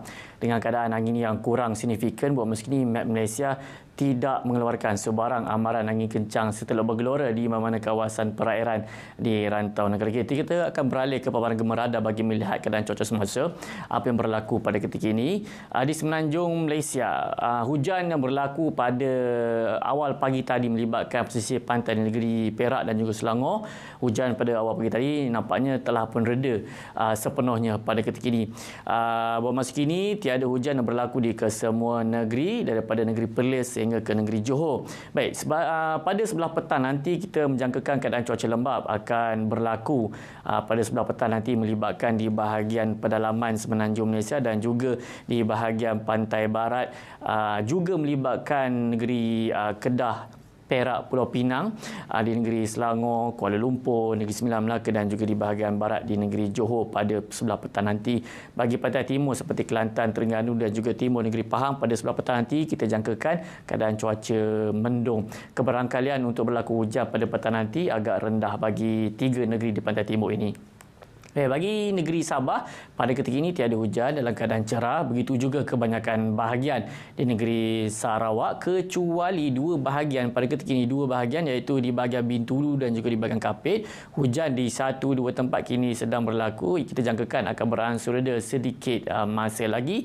Pada petang nanti, keadaan lembap akan berlaku di bahagian barat dan juga pedalaman di negeri Sabah serta di bahagian tengah dan juga di bahagian selatan di negeri Sarawak pada petang nanti. Di bahagian-bahagian lain insya-Allah tiada hujan pada petang nanti. Baik, suka saya berkongsi dengan anda semua pada 29 Mac nanti bermulalah fasa peralihan monsun menandakan berakhirnya monsun timur laut yang bermula sejak 11 November yang lalu. Baik, pada musim peralihan monsun nanti kebiasaannya angin akan bertiup daripada pelbagai hala dengan kelajuan yang agak lemah dan ianya kondusif kepada kejadian ribut petir, hujan lebat dan juga angin kencang dalam jangka masa yang singkat.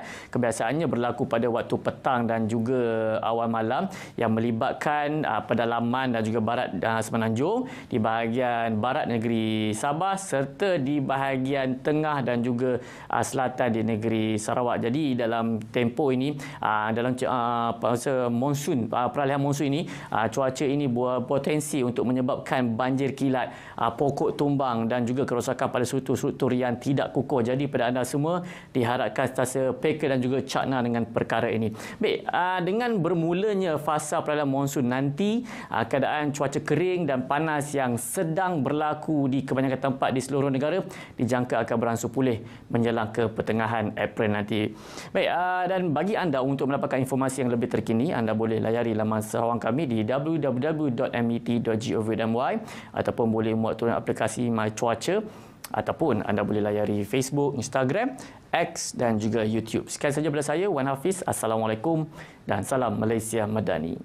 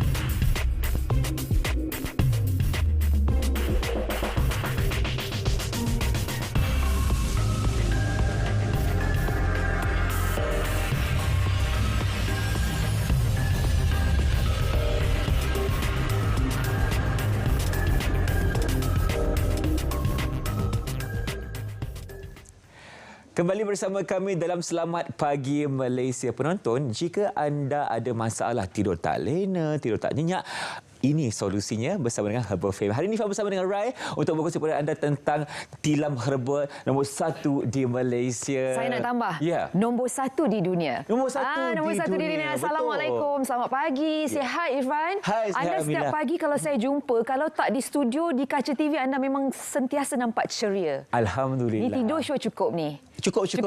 Tapi yelah, kalau bulan puasa ni adalah sedikit lari, macam nak kena bangun sahur dan sebagainya. Tetapi habis nanti bulan puasa ni, nak raya nanti, kalau anda tak dapat tilam kita hari ini daripada Herbal Fame, memang rugi. Sebab kita nak bawakan promosi. Tapi sebelum kita teruskan, kita ada 10 minit saja Irfan. Betul. Rai nak terangkan, kita nak tawarkan untuk slot Selamat Pagi Malaysia.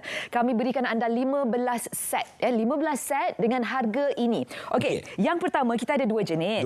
Tilam herba yang pertama adalah tilam Zalina. Zalina yang ini. Oh, nama dia Zalina? Zalina yang ini. Nanti Rai terangkan apa beza dia dengan tilam yang kedua. Cuma sekarang Rai nak perkenalkan harga dia. Sebab bila kita beli barang, benda yang pertama kita tengok harga. Betul. Kalau harga berpatutan, maka kita akan terus bertanya dengan jurujual mengenai produk.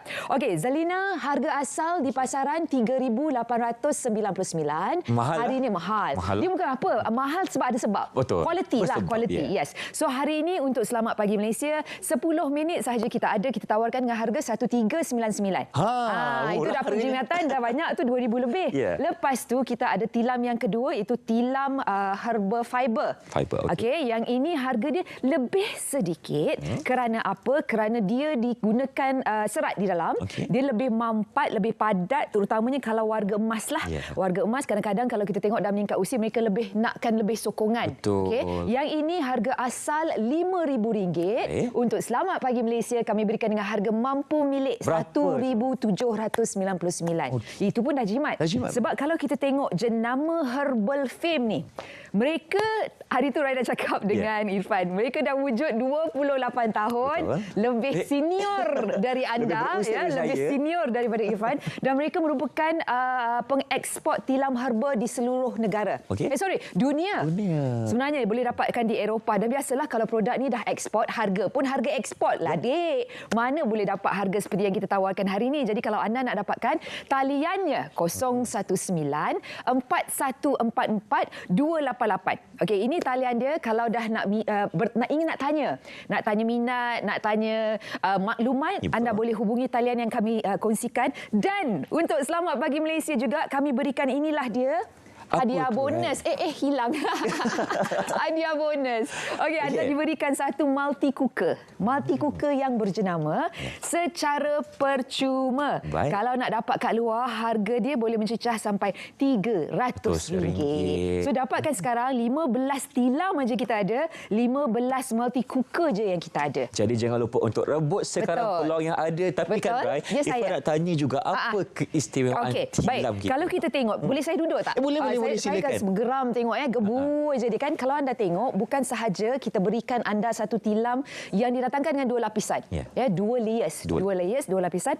Bahagian bawah ni adalah yang lebih padat dan bahagian atas ni dia ada pelapik ni yang sangat-sangat lembut. So kalau kita tekan macam nampak, dia lembut. So kedua-dua tilam kita sama. Dia ada yang bahagian mampat padat, dia ada bahagian yang lembut dekat atas. Dan yang paling istimewa sebenarnya Irfan, kita letakkan herba-herba. Herba-herba ni ada pelbagai yang saya boleh ingatlah sebab terlalu banyak yang digunakan. Kita ada bunga jasmin, bunga rose, bunga lavender, lada hitam, daun semambu. Kalau tak kenal daun semambu, nama lain dia daun neem. Kalau dekat negara India, daun neem ni digunakan untuk rambut. Nak bagi ikal, nak bagi ikan mayang. So semua antaralah bahan-bahan dia. Dan semua bahan-bahan ni ada fungsi dia. Dia bukan saja dapat mewangikan, nak buat bau sedap, antibakteria. Jadi sebab kadang-kadang kalau kita tengok tilam, saya sarankan sebenarnya kalau mampu, kalau ada bajet yang lebih, tukar. Jangan pakai sampai anak dah masuk universiti. Jangan lama sangat dah bercucu. Ada. Selagi tak kopak, selagi tak berlubang, dia tak pakai. Keluar dia punya spring selagi dia punya spring ni tak terkeluar-keluar, ramai yang tak tukar. Tapi saya faham. Sebab kalau kita tengok sekarang kos dah meningkat. Ramai yang nak cuba jimat dan sebagainya. Tetapi saya dengar bulan-bulan Mac, April ni kan Fan, banyak syarikat dah bagi bonus. Betul juga tu. Kalau ada rezeki lebih lah. Apa kata anda tukar tilam mak, anda tukar tilam ayah. Bagi sebab hadiah. apa? Bagi hadiah. Sebab apa tahu? Sebab kita juga tawarkan penghantaran percuma di Semenanjung Malaysia. Dan bukan itu saja, kalau kita beli sebagai seorang anak yang soleh dan solehah, kita bagikan jaminan 10 tahun. 10 tahun jaminan. So kalau ada apa-apa masalah, anda boleh hubungi Herbal Fame. Dan satu lagi Rai nak tambah, yang ini istimewa. Saya rasa bagi mereka yang tinggal di Kamunting Perak, yang tinggal di Jitra, yang tinggal di Alustar. Orang kampung saya lah tu. Awak dari mana? Alustar. Beruntung sangat sebab bagi negeri-negeri ni, kalau mereka nak cuba tilam Herbal Fame ni, kita berikan secara percuma, free trial. Untuk 3 hari. So kalau lepas tu fikir-fikir, best lah nak beli 2 unit, nak beli 3 unit, ambil. Kalau tak nak, boleh pulangkan ke Herbal Fame. Jadi 3 hari itu secara percuma boleh cuba lah. Boleh cuba. Tapi untuk negeri-negerinya lah sebab headquarters ataupun head office Herbal Fame memang dekat Kamunting Perak. So kalau ada yang menonton, kalau kenal kawan-kawan, kalau kenal saudara mara yang dekat Kamunting Perak, Jitra, Alustar, Kedah, boleh dapatkan percubaan percuma. Tak sabar lah. Kalau Ifah pun nak cuba juga boleh lah. Saya lahir Alustar. Sama tapi tak lahir. Lahir saja. Sebab ayah bertugas di Alustar. IC02 lah. Ya benar. So lahir je. Itu tilam yang pertama. Tilam yang kedua ni apa yang ini, baik. Saya nak gerakkan yang ini. Saya nak bawa. Boleh Irfan pegang bantal. Boleh. Nanti kita cerita Takut pasal kalau bantal. pegang tertidur pula sekejap lagi. Okey, yang ini adalah tilam fiber. Yeah. Saya tolak sikit. Boleh Irfan. Boleh ubah sikit. Tolong Okey, boleh. So yang ini kalau beza dia kalau anda tengok, dia ada tingkap kat sini, ada beranda ni, beranda serambi ni Rai buka. Ini kalau tilam yang original tak ada tingkap lah. Yang ini kita nak tunjukkan dalam dia ni kita gunakan serat ataupun fiber. Sebab tu tadi yang cakap yang jenis fiber ni, sebab kita ada dua tilam, ingat?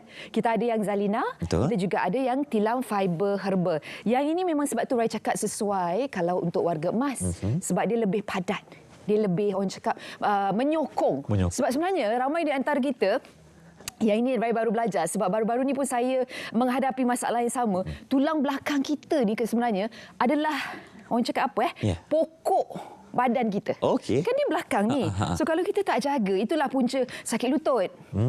Sakit buku lali dan sebagainya. So sebenarnya bila kita tidur, tulang belakang ni memang kena tunjang di belakang ni lah. Kita punya backbone ni. So yang ini dia ada fiber sesuai kalau bagi mereka yang inginkan sokongan yang lebih. Dan bahagian atas dia, kalau Irfan tengok masih ada lagi yang span lembut ni. Masih. Span lembut ni, nampak? So dia masih lagi empuk. So kalau yang padat dekat sini dia sokong, dan keselesaan maksima adalah di bahagian atas. Nampak? Dia lembut. So sama juga dengan Zalina, untuk tilam fiber ni dalam ni kita letakkan herba-herba. Dan kalau Irfan tengok bahagian atas dia, saya tengok pun saya nak tidur. Betul? Nampak tak? Memang empuk, nampak gebu. Memang empuk. So saiz kita ada pelbagai saiz. Yang kita bawakan dalam Selamat Pagi Malaysia ni adalah queen. Sebab kalau berminat, anda boleh hubungi Thailand tu tadi, sebab dekat Herbal Fame kita ada tilam yang serendah RM200 sehingga RM10,000. Lepas tu tilam dia ketebalan serendah 2 inci sehingga 10 inci. Jadi kalau ada berminat yang nak cari tilam, dapatkan Herbal Fame. 28 tahun. Kalau anak tu ada orang dah kahwin dah 28 tahun tu. Kan kalau anda nak dapatkan, ingat inilah promosi yang kita bawakan dalam Selamat Pagi Malaysia. Kita ada dalam 15 unit sahaja, 1399 untuk tilam Zalina dan 1799 untuk tilam herba fiber. Setiap pembelian akan diberikan juga secara percuma multi cooker. Benar. Yang berharga lebih kurang RM300. Yes. So kalau anda nak dapatkan, talian dia 019-4144-288. Yang buat pembayaran terus hari ini, kita boleh selesaikan penghantaran besok raya. Tak keluar bilik. Tak keluar bilik. Kena keluar orang datang rumah. Yelah, kalau balik rumah mak itu, sebab kadang-kadang saya tengok raya ni budak-budak saya tak tahu, ni masalah global saya tengok. Anak-anak ni kalau ada je tilam rumah tok nenek dia, melompat. Saya pernah dulu arwah nenek saya patah tilam dia, patah katil dia. Sebab Rai lompat. Sebab Rai lompat. Ya, masa tu tak ingat umur berapa tahun, kecil lagi. Dan satu lagi nak tambah boleh? Bantal. Bantal ni. Bantal ni juga kita juga ada tawarkan dekat Herbal Fame. Yang ini adalah bantal herba. Irfan ingat kan, untuk bantal herba ni kita ada beberapa jenis. Dia ada satu herba yang dekat depan ni. Dia ada 2, 3, 5, 7, 9, 16. 10, 16. Kan, so kalau anda nak dapat yang ini pun kita tawarkan dekat Herbal Fame. Harga serendah RM55. Yang ini tilam herba. Bantal herba. So anda dapat bantal, dapat lagi tilam set lah. Dapat lagi multi cooker. Dapat multi cooker. Yang ini memang kita dapat lah, sebab saya rasa ini berbaloi sangat. Sebab macam-macam boleh buat. Dan penting juga kepada orang utara seperti orang Al-Ustaz, Jitra dan Kamuting tadi, boleh mendapatkan free trial selama 3 hari. Benar. Ingat yang tinggal dekat Kamuting Perak, yang tinggal dekat Jitra, dekat Al-Ustaz. Berbaloi. Jadi jangan lupa untuk kita dapatkan promosi tilam Herbal Fame ni. Dan kerana kita hanya menjual 15 unit untuk penonton Selamat Pagi Malaysia. Betul. Terima kasih Rai untuk cukup masa dah. Cukup dah masa. Tak cukup lah banyak. InsyaAllah saya datang lagi. Terima kasih banyak-banyak. Selamat Pagi Malaysia. Terima kasih. Waalaikumsalam. Okey, baiklah penonton, sekarang ini kita akan terus ke cerita pagi Pulau Pinang untuk kita melihat skuad Bazar Ramadan RTM. Jom kita saksikan.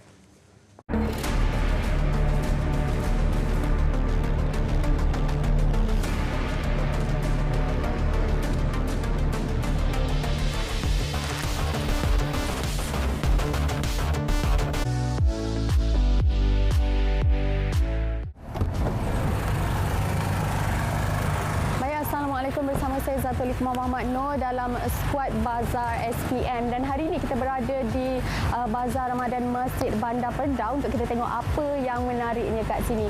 Dan seperti kita tahu juga, Kementerian Kesihatan Malaysia KKM juga telah mengeluarkan larangan penggunaan dawai kokot dalam pembungkusan makanan. Jadi kita kat sini kita nak tengok peniaga-peniaga kat sini patuh tak arahan KKM. Jom.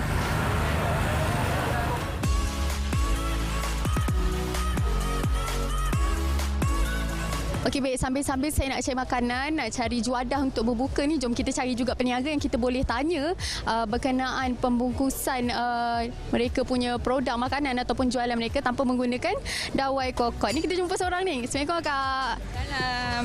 Okey, Kak, nak tahu sikitlah bungkusan untuk kali ni macam mana, sebab kita tahu KKM dah larang untuk menggunakan dawai kokot sebagai pembungkusan kan, macam mana?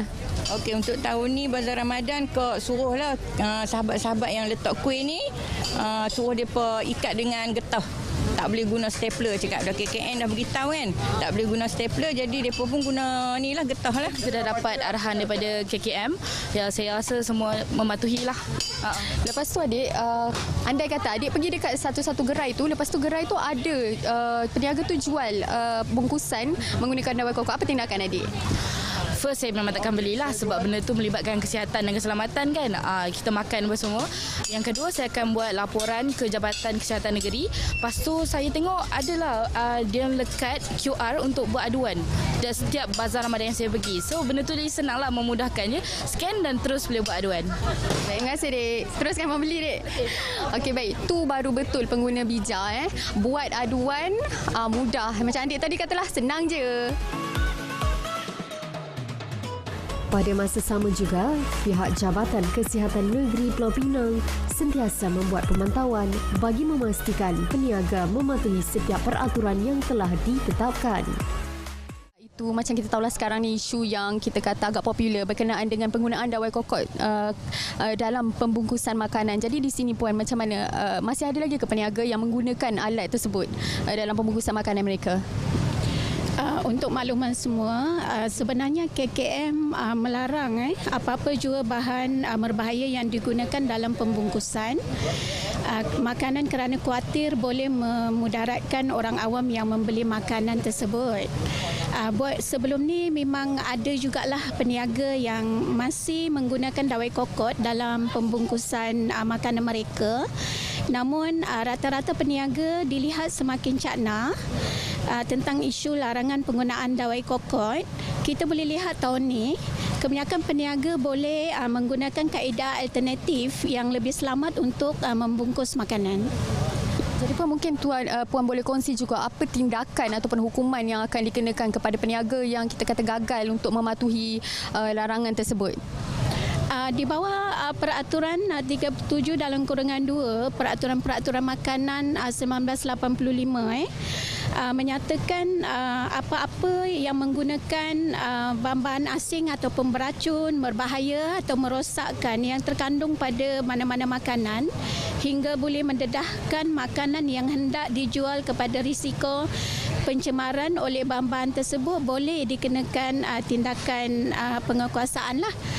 Selain itu, di bawah peraturan 36 dalam kurungan 1A, peraturan-peraturan kebersihan makanan 2009, dia ada menyatakan pengendali makanan perlu memastikan pembungkusan makanan adalah bebas daripada apa-apa pencemaran, termasuklah pencemaran fizikal seperti dawai kokot ini. So, kesalahan juga boleh kita compound di bawah peraturan tersebut. Terima kasih Puan kerana sudi berkongsi dengan kami. Baik, kita dah dengar perkongsian ataupun sedikit perkongsian daripada pihak peniaga, daripada pengunjung dan juga yang paling penting sekali daripada pihak berkuasa KKM sendiri berkenaan penggunaan dawai kokot dalam pembungkusan makanan.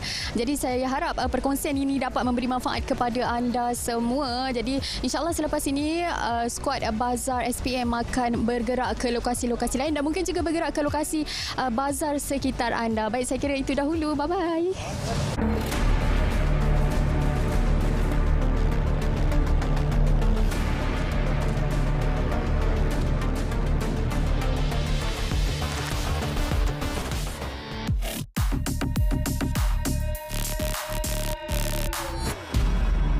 Lagi dakwaan kononnya sistem pengkalan data utama padu digodam. Dakwaan dibuat seorang pengguna platform X. Turut dilampir, teks didakwa dihantar penggodam yang mengugut mahu menjual data pengguna sistem. Sebahagian pasukan biar betul mendapati maklumat yang dikongsi adalah palsu. Ia juga sebenarnya dakwaan lama dan pernah dinafikan pengendali sistem. Malah tangkap layar yang dikongsi dalam muat naik berkenaan adalah hasil suntingan. Pasukan padu memberi jaminan keselamatan data dalam sistem itu kekal utuh. Jika ada sebarang kemusykilan, orang ramai diminta menghubungi pihak berwajib. Usah terpengaruh dengan dakyah tak benar. Berkongsi cerita tidak betul dengan menyebarkan berita palsu adalah kesalahan. Mereka yang terpengaruh pula berisiko tercicir daripada terima bantuan kerajaan atau subsidi. Terima bahan fitnah atau resyaki tak betul, segera lapor ke MCMC. Biar betul, tak pasti, jangan kongsi.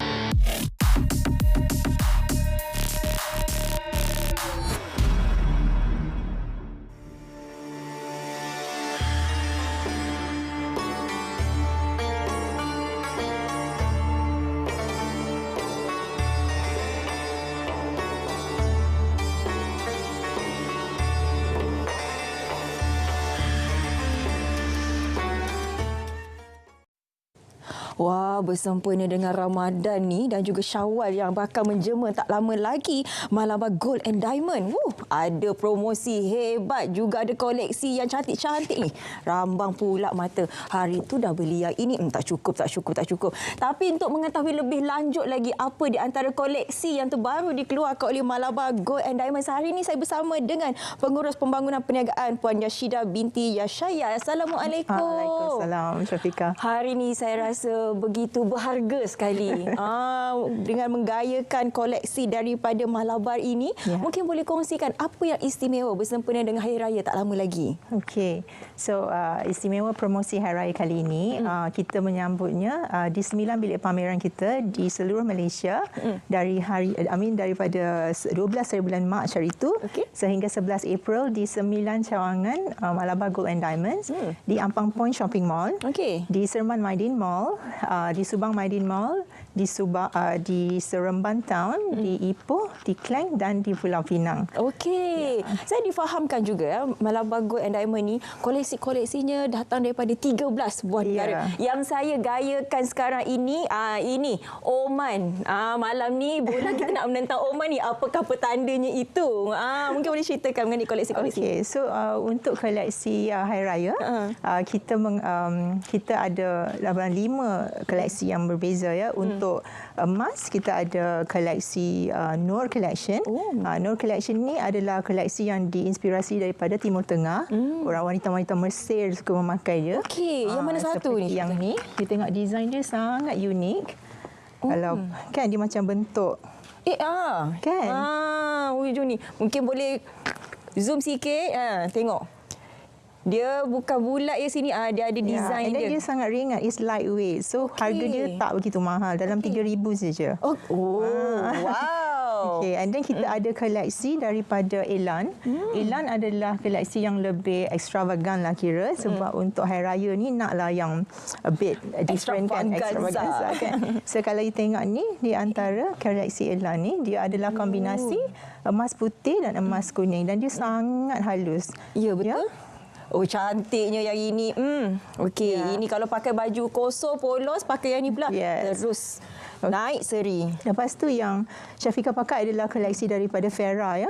So koleksi Farah ni yang cincin ni dia punya kelopak cincin tu sangat halus. Betul? Ya. So untuk berlian pula, kita punya berlian, koleksi berlian kita adalah sangat istimewa sebab di Malabar, jika customer membeli barang emas ke atau berlian, kita beli balik dengan harga 100% tanpa susun nilai. So, sekiranya Syafiqah beli kita punya barangan berlian hari ini RM5,000, lagi 2 tahun nak tukar, mungkin harga lebih sebab harga emas akan naik. Betul. So berlian tu still RM5,000.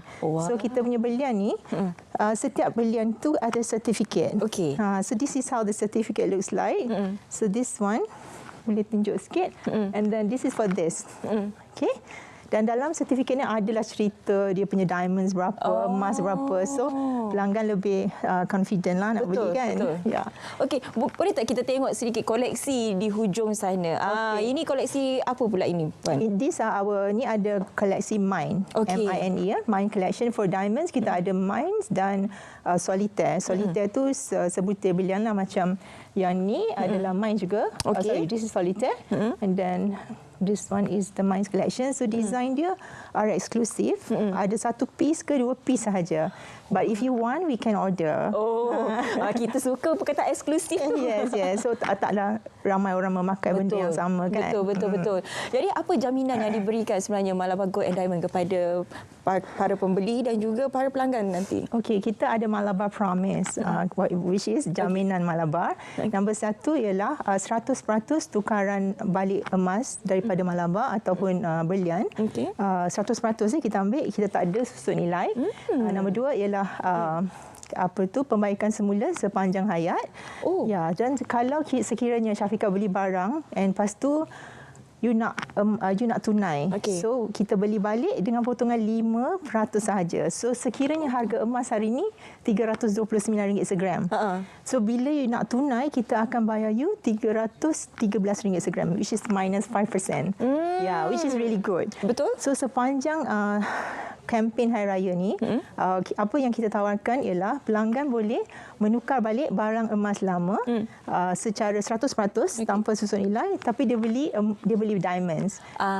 So ataupun kalau dia tak nak beli diamonds, kita beli balik emas lama pelanggan walaupun dibeli dari kedai emas yang lain dengan potongan 4% saja. So it's RM315 if the gold, kalau harga emas RM329.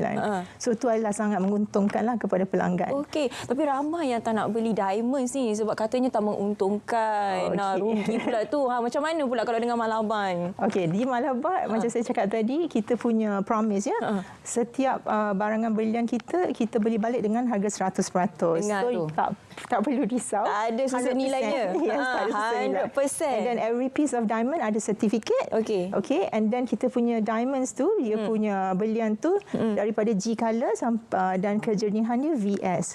So kita jagalah dia punya color, dia punya clarity. So pelanggan tak perlu risau. Dan harga emas hari ini sangat tinggi. So kita mengalu-alukan untuk pelanggan untuk nak collect lah barang emas yang dah putus-putus semua tu. You can get a nice piece of bracelet lah, for example kan. So like this one. Comel. This one harga dia 3,000 plus je. 3,000 plus. Tapi cantiknya. Okey. Mana yang dah putus-putus tu kumpul-kumpul. Sebab 1 gram sangat kecil is 300, kita beli balik dengan harga RM329 lah kalau hari ini kita jual RM329 segram ya. Naik terus warna kulit bila pakai emas ni. Okey, selain daripada koleksi yang ditawarkan di hadapan ini, saya nampak ada juga yang itu apa Puan di hujung tu? Yes, ini adalah kita punya money packet. Setiap pembeli boleh mendapatkan cuba buka. Money packet ni secara percuma dan dia sangat eksklusif. Ada apa ni kat dalam ni? Ni nak bagi duit raya lah. Nak bagi duit raya. Okey. InsyaAllah lah saya masukkan satu gelang kat dalam ni. Sebab harga juga pun mampu milik 3,000. Kalau macam ni tadi 3,000. Boleh masukkan ke dalam ini. Okey, saya juga difahamkan Malabar Gold and Diamond baru-baru ini dianugerahkan Deloitte Global Luxury Goods. Jadi mungkin boleh ceritakan sedikit mengenai anugerah ini. Alhamdulillah tahun ni kita dianugerahkan daripada Deloitte Luxury Global Brand sebagai antara jenama barang kemas yang kita tampil paling atas tangga ke-19 didahulukan dengan luxury brands yang lain lah ya. Tapi itu adalah satu pencapaian yang sangat baik dan just nak share macam usaha kita ialah untuk macam kita ada ESG, kita punya ESG punya inisiatif di mana 5% daripada keuntungan setiap tahun akan disalurkan kepada ESG kita untuk environment, untuk pendidikan, untuk perumahan, untuk wanita dan kita juga macam setiap hari di India kita distribute 50,000 pack makanan setiap hari untuk kita call it the hunger free day. So kita insya-Allah kita akan buat juga di Malaysia ni. Dan tapi untuk bulan Ramadan ni kita telah buat pelbagai CSR activities kepada orang tua, kepada wanita dan juga kanak-kanak. Tapi kita tak tunjuklah ya. Betul. Jadi itulah sambil-sambil kita membeli, lepas tu pakai pun cantik, berseri-seri di pagi Syawal itu, kita juga dapat melakukan amal jariah. Ya, betul. Kan sebenarnya. Okey, kepada anda yang ingin memiliki koleksi ini bagaimana dan juga di mana? So koleksi Malabar Gold and Diamonds boleh didapati di 9 bilik pameran, iaitu di Ampang Point Shopping Mall di aras bawah. Lepas tu di Seremban Maidin Mall, di Subang Jaya Maidin Mall, di Seremban Town pun kita ada, di Masjid India ada 2, tu besar punya, this our flagship store. Dan kita ada di Pulau Pinang, di Ipoh dan di Klang. Okey, bersempena dengan Syawal bakal menjemati, mungkin ada sedikit ucapan untuk para penonton kita daripada Malabar. Okey, daripada Malabar Gold and Diamonds, saya ingin mengucapkan jutaan terima kasih kepada pelanggan yang sentiasa memberi sokongan, sebab kita adalah satu jenama yang mungkin baru di Malaysia. Kita berada di sini 9 tahun, tapi kita telah berada di pasaran 1993 dan kita mempunyai 342 outlets keseluruhannya di UK, US semula kan. Dan saya sangat berharap pelanggan dapat datang untuk melihat sendiri, sebab dia selalu dengar saya cakap daripada 13 tempat kan, tapi koleksinya tak tahu macam mana. Tak tahu. Jadi kalau nak tahu terus sahaja ke lokasi yang dinyatakan sebentar tadi. Terima kasih banyak-banyak Puan kerana sudi bersama dengan kami hari ini. Jadi jangan lupa untuk dapatkan koleksi gold dan juga diamond dari Malabar Gold and Diamonds. Saya boleh cakap selamat Hari Raya Aidilfitri kepada semua penonton RTM. Dan jumpa you dekat kedai. Okey, insya-Allah saya akan datang untuk melihat koleksi-koleksi ni. Okey, seterusnya kita ada satu clipping yang sangat istimewa untuk anda. Mari sama-sama kita saksikan.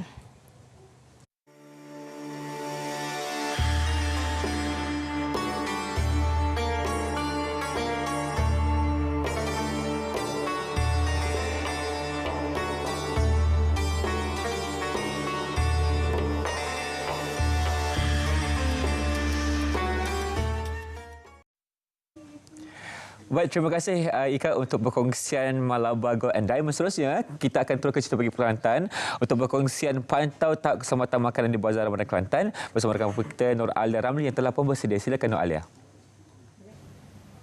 Baik, terima kasih. Cerita pagi dari Kelantan hari ini bersiaran dari Pejabat Jabatan Kesihatan Negeri Kelantan JKNK bagi berkongsikan berkenaan aspek kebersihan dan keselamatan makanan di Bazar Ramadan di negeri ini sepanjang bulan Ramadan ini. Oleh itu, pada pagi ini saya ditemani oleh Pengarah Jabatan Kesihatan Negeri Kelantan, Datuk Dr. Zaini Hussein, bagi berkongsikan berkenaan perkara tersebut. Baik Datuk, mungkin boleh dikongsikan setakat ini tahap kebersihan di Bazar Ramadan di seluruh negeri Kelantan ini macam mana Datuk? Ya, kita di negeri Kelantan melalui bahagian keselamatan dua kali makanan telah memeriksa 1,483 gerai di bazar-bazar Ramadan di seluruh Kelantan. Alhamdulillah setakat ini daripada pemantauan, pemeriksaan dan juga pemerhatian kita, tahap kebersihan yang dilaporkan adalah baik, di mana 97% ataupun 1,434 premis makanan adalah di tahap yang bersih. Ini sesuatu yang baik bagi negeri Kelantan.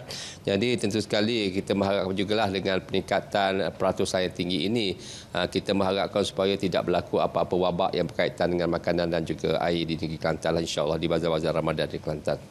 Baik, Datuk, dah memasuki 2 minggu bazar Ramadan dibuka di negeri Kelantan ini. Mungkin ada dikeluarkan notis kesalahan yang dilakukan atau macam mana, Datuk? Ya, kami juga telah membuat pemantauan, pemeriksaan dan juga untuk operasi pemeriksaan dan juga pemantauan yang kami lakukan sepanjang 2 minggu bulan Ramadan ini. Kami telah mengeluarkan 119 notis compound. Ini di bawah Seksyen 32B Akta Makanan 1983, di mana kesalahan-kesalahan di bawah peraturan kebersihan makanan 2009. Jadi nilai compound yang kita keluarkan adalah 12,700. Jadi tentu sekali ini adalah sesuatu yang juga perlu diambil perhatian. Jadi kerana kesalahan-kesalahan ini adalah kemungkinan berisiko juga untuk merebakkan penyakit-penyakit di bawaan air dan juga makanan di negeri Kelantan. Antara kesalahan-kesalahan yang dikenal pasti itu, Datuk? Ya, kesalahan-kesalahan yang didengar pasti adalah dari segi pemakaian yang tidak sempurna oleh gerai-gerai, tidak memakai apron, tidak memakai penutup kepala, dan juga gerai-gerai yang dapati tidak bersih untuk beroperasi di bazar-bazar Ramadan. Ya, Datuk, mungkin Datuk ada nasihat bukan saja kepada peniaga di Bazar Ramadan, malah juga pada pengunjung untuk memastikan aspek keselamatan makanan ni dititik beratkan. Ya, kami melalui bahagian keselamatan dan makanan makanan sentiasa konsisten dalam mempromosikan kebersihan makanan. Sebab itulah kami sentiasa mengadakan kempen perhati dan juga pilih, dan juga sentiasa mengamalkan lihat, hidu dan rasa. Jadi untuk perkara ini juga pihak pengguna dan juga pihak peniaga mestilah berganding bahu untuk memastikan keselamatan makanan sentiasa dijamin. Jadi untuk pengguna, kita sentiasa dalam keadaan dengan mengadakan kempen ini sentiasa menasihatkan supaya pengguna-pengguna membeli makanan daripada premis dan juga persekitar yang bersih, dan juga melalui peniaga dan juga penjual yang mengamalkan pengendalian makanan yang bersih dan menjaga kebersihan diri, dan juga yang menggunakan peralatan sesuai dan juga mengambil dalam semasa mengambil dan juga mengendali makanan, dan juga membeli makanan atau minuman yang dijual dengan keadaan dilindungi dengan keadaan sempurna. Jadi untuk peniaga atau pengusaha makanan di bazar-bazar Ramadan ataupun di premis makanan, kita menasihatkan untuk mereka mengambil langkah-langkah seperti peniaga mestilah dan sewajarnya mengutamakan kebersihan dalam penyediaan makanan dan juga penjualan makanan serta keadaan persekitaran. Menjual makanan yang dalam keadaan yang tertutup ataupun dibungkus dengan sempurna, dan juga peniaga tidak mengitar semula makanan-makanan yang tidak terjual, dan juga sentiasa menggunakan bahan-bahan mentah yang berkualiti. Jadi bagi peniaga yang menggunakan sumber air, mestilah menggunakan sumber air yang terawat yang dilesenkan oleh Kementerian Kesihatan Malaysia. Jadi tentu sekali peranan-peranan yang dimainkan oleh peniaga dan juga pembeli ini adalah penting untuk pastikan tidak berlakunya wabak-wabak ataupun penyakit yang disebabkan oleh air dan juga makanan. Baik, Datuk, terima kasih Datuk atas puas satu tadi. Baik, saya kira setakat itu dulu cerita pagi dari Kelantan untuk edisi kali ini. Kembali ke rakan tugas di Angkasa Puri untuk perkembangan selanjutnya. Terima kasih rakan pelapor Noala Ramli untuk perkongsian cerita pagi Kelantan. Okey, bulan puasa ni Syafiqah kan. Memang kita dapat makan sekali sahaja sehari. Dua kalilah, sahur satu, buka puasa satu. Tapi kalau boleh makan tu, takut terlebih-lebih buat makannya. Ya, betul. Jadi apakah sebenarnya amalan pemakanan yang seimbang dan sihat sepanjang bulan Ramadan ini? Kita nak bersama dengan tetamu di studio, pakar pemakanan kesihatan iaitu Puan Ada Wais. Assalamualaikum. Waalaikumsalam Syafiqah dengan Irfan. Sihat ya? Alhamdulillah sihat. Selalunya lah bila menjelang dan juga tibanya Ramadan ni semuanya bercita-cita nak diet katanya. Betul. Nak kurus semuanya. Tapi kebanyakannya terbabas. Tersasar dan juga terbabas. Sebab ialah mungkin tidak mengawal dan juga pemakanan itu tidak seimbang. Mungkin untuk amalan sepanjang bulan Ramadan ini, bagaimana keseimbangan makanan itu boleh dilakukan? Garis panduannya bagaimana? Okey, baik. Terima kasih soalan tu. Izinkan saya kenalkan diri dulu. Boleh. Okay, Assalamualaikum semua. Saya Ada Wais. Saya merupakan coach pemakanan anda. Dan saya merupakan certified nutritionist medicine practitioner. Okey, berbalik pada soalan Syafiqah tadi tu. I think typical orang Malaysia kan. Puasa je aku mesti kurus. Aku mesti kurus. Dia punya tu kan. Tapi realitinya dia tak buat. Dia tak mengamalkan. Kenapa? Sebab kita ada banyak cabaran dia. Hari ini kita nak bincangkan cabaran-cabaran itulah. Baru je tadi Irfan cakap kita makan 2 kali sehari. Betul ke 2 kali sehari puasa? Tentang sahur skip. Mungkin juga kan. Itulah, itu benda yang dalam bulan puasa ni. Sebenarnya kalau kita tengok kan, Allah dah susun cantik. 12 bulan kita 12 bulan ada 1 bulan tu yang Allah suruh kita puasa. Sebab kenapa? Kita kena faham satu, Ramadan ni Allah jadikan sebab untuk kita restkan perut kita. Bukannya mengembangkan perut kita untuk kita restkan perut kita bulan puasa ni. So antara kalau untuk peserta-peserta coaching saya kan, saya akan cakap kat dia orang bulan puasa ni kita jaga 2 benda lah, sahur dan juga breakfast, berbuka puasa tu. So seperti mana yang saya selalu cakap sebelum-sebelum ni, ada 2 musuh utama dalam pemakanan ni. Kalau kita nak kurus, ini konsep nak kurus adalah tepung dan juga gula. Dua ni adalah musuh yang utama. So kalau kita jaga dua ni, insya-Allah sepanjang bulan Ramadan kita boleh capai lah misi kita nak kurus tadi tu. Kalau orang yang mempunyai tekanan darah gula yang rendah dalam badan, bagaimana pula, apa amalan yang sesuai untuk mereka? Macam saya sendiri, saya juga ada masalah tu lah. Syafiqah sama kan? Sama je. Ingat. Puan Ada ingat tau. So kita boleh makan macam contoh macam tipikal sekarang lah, suku separuh. Tapi kita lebihkan protein dan juga fiber untuk bantu kita bagi kita energi. Itu yang untuk certain penyakit macam low blood sugar tu lah. Tapi kalau dari segi konsep, kalau you memang nak kurus dalam bulan puasa ni, memang you kena jaga gluten dengan juga gula tadi. So kata let's say sahur kan. Sahur kenapa kita kena sahur? Sebab sunnah, betul? Okay, at least lah 3 biji kurma kan. So jangan ambil gluten, jangan ambil roti. Jangan ambil roti putih, jangan ambil makanan yang berminyak, jangan ambil benda-benda yang tepung tinggi lah, contohnya kari puff, samosa, benda yang dibawa daripada berbuka, yang kita beli kat bazar tu bawa ke sahur. Kita begitulah. Macam tu kan. So benda tu bila kita makan tu, minyak tu akan buatkan kita rasa perut kita ni rasa sebu, rasa macam tak selesa lah. Benda tu. And then untuk berbuka pula, okay, saya suka kita dalam konsep kekeluargaan kan. Hari itu saya berpeluang pergi buka puasa dekat anak-anak tahfiz Muhammadiyah dekat Ulu Rening. So konsep yang diorang amalkan tu mengikut sunnah, which is kita makan makanan ringan dulu sebelum berbuka tu. Lepas tu solat maghrib, baru makan break. Tapi apa yang berlaku kat kita? Kita makan semula. So bila kita nak beribadah solat tu, kalau buffet tu 5 round dulu. So kita kena balikkan balik kepada sunnah lah. Itu yang saya nak tekankan hari kat sini. Kita kena menghayati cantiknya Rasulullah SAW. Kita dah ajar kita macam mana nak beribadah dalam bulan puasa ni. Rugilah kalau kita tak buat. Betul. Contohnya bukan kita fokus nak makan, kita kena fokus pada ibadat. Tapi lagi bagus kalau kita tetapkan family lah, parents ataupun ibu yang menyediakan makanan tu, makanan yang sihat kepada anak-anak. Supaya lebih fokus kepada kita nak buat ibadah lah, tarawih dan sebagainya. Jadi Puan Ada kan, apa di antara cadangan menu yang boleh diberikan kepada ibu dan ayah di luar sana, lagi-lagi untuk bersahur tu kan, selain kurma 3 biji tadi tu, apa dia antara makanan yang kita boleh siap? Okay, secara logiknya 3 orang kan, kurma tak cukup lah nak berpuasa kan. Saya sebenarnya suka makan nasi. Memang suka makan nasi dalam sahur. Macam mana tu? Apa alternatif untuk saya? Saya suka. Kalau nasi untuk kita yang low blood sugar tadi tu kan. Kalau untuk nasi kita letakkan portion suku-suku separuh lah sikit kan. Dan kemudiannya kalau orang yang ada diabetes ataupun orang yang memang nak kurus, saya sarankan guna resistance rice. Nasi yang direbus and then di-frozen kan, baru makan nasi tu. So GI dia turun. Ini sangat bagus. So dalam perkongsian saya dekat YouTube, banyak saya ada ajar menulis macam ni lah. Boleh follow Ada Wise dekat YouTube. Lagi satu, makan nasi dah sebelum tadi kan. So kita lebihkan lauk dan juga sayur tadi. Lauk tu pastikan lauk yang tidak berminyak.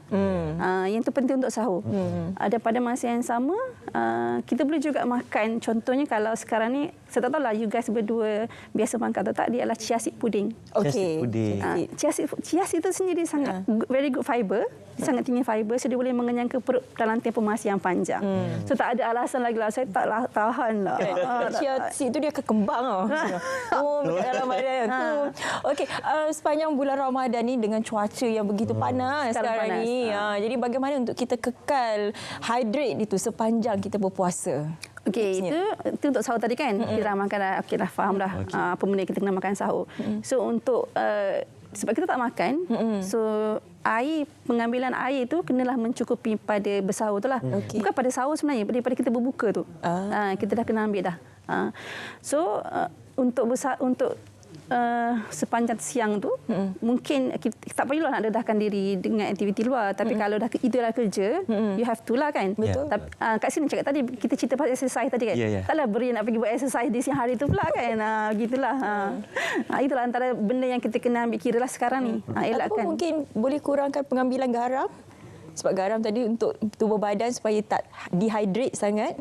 Sebab ni antara tips yang saya dengar. Kalau kurang ambil garam, jadi taklah keluar sangat air tu daripada badan. Begitu katanya. Cuba. Tu tip tu. Mungkin ada dia sebenarnya garam ni adalah electrolyte. So dia kita memerlukan garam dalam badan. So pada saya janganlah ambil berlebihan.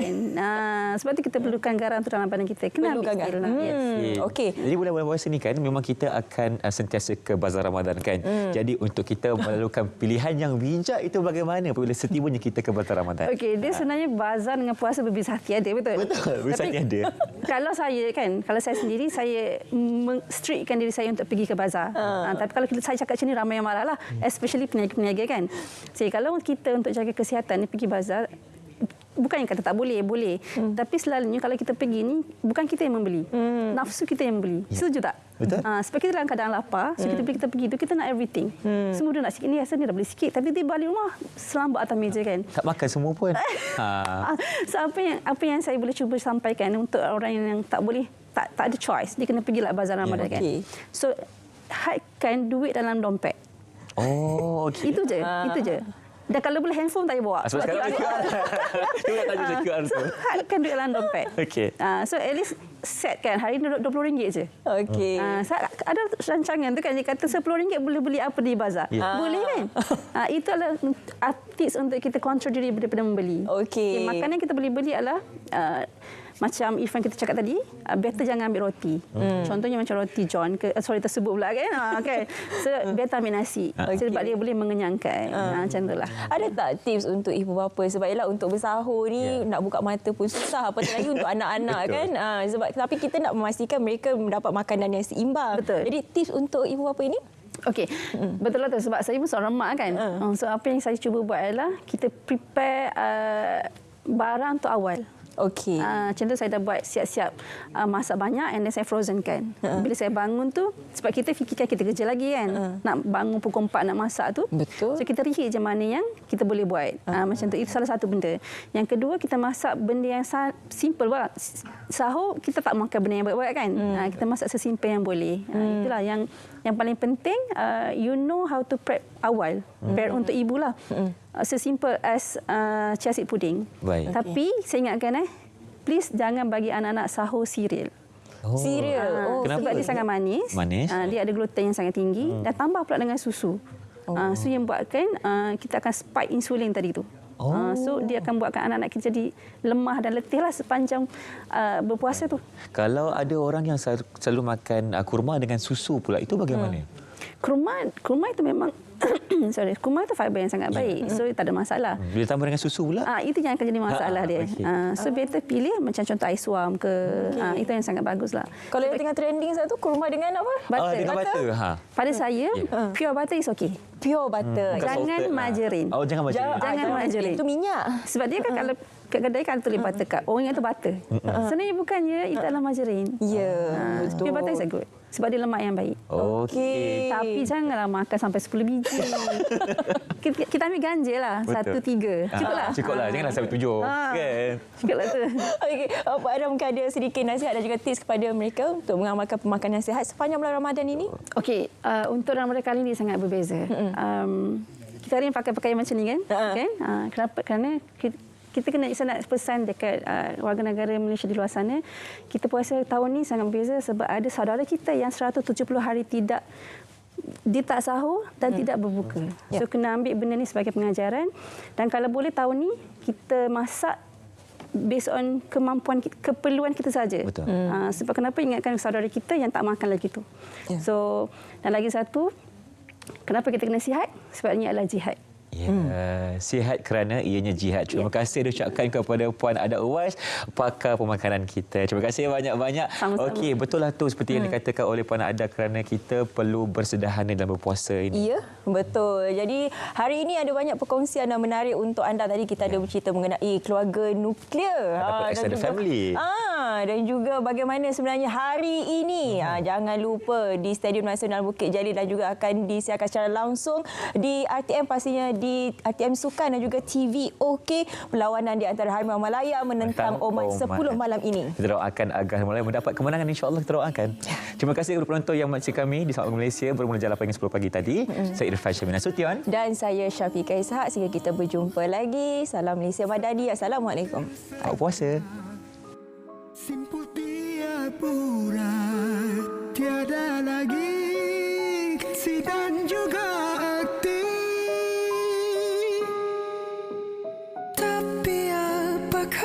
juga merasakan yang sama, atau ku sahaja?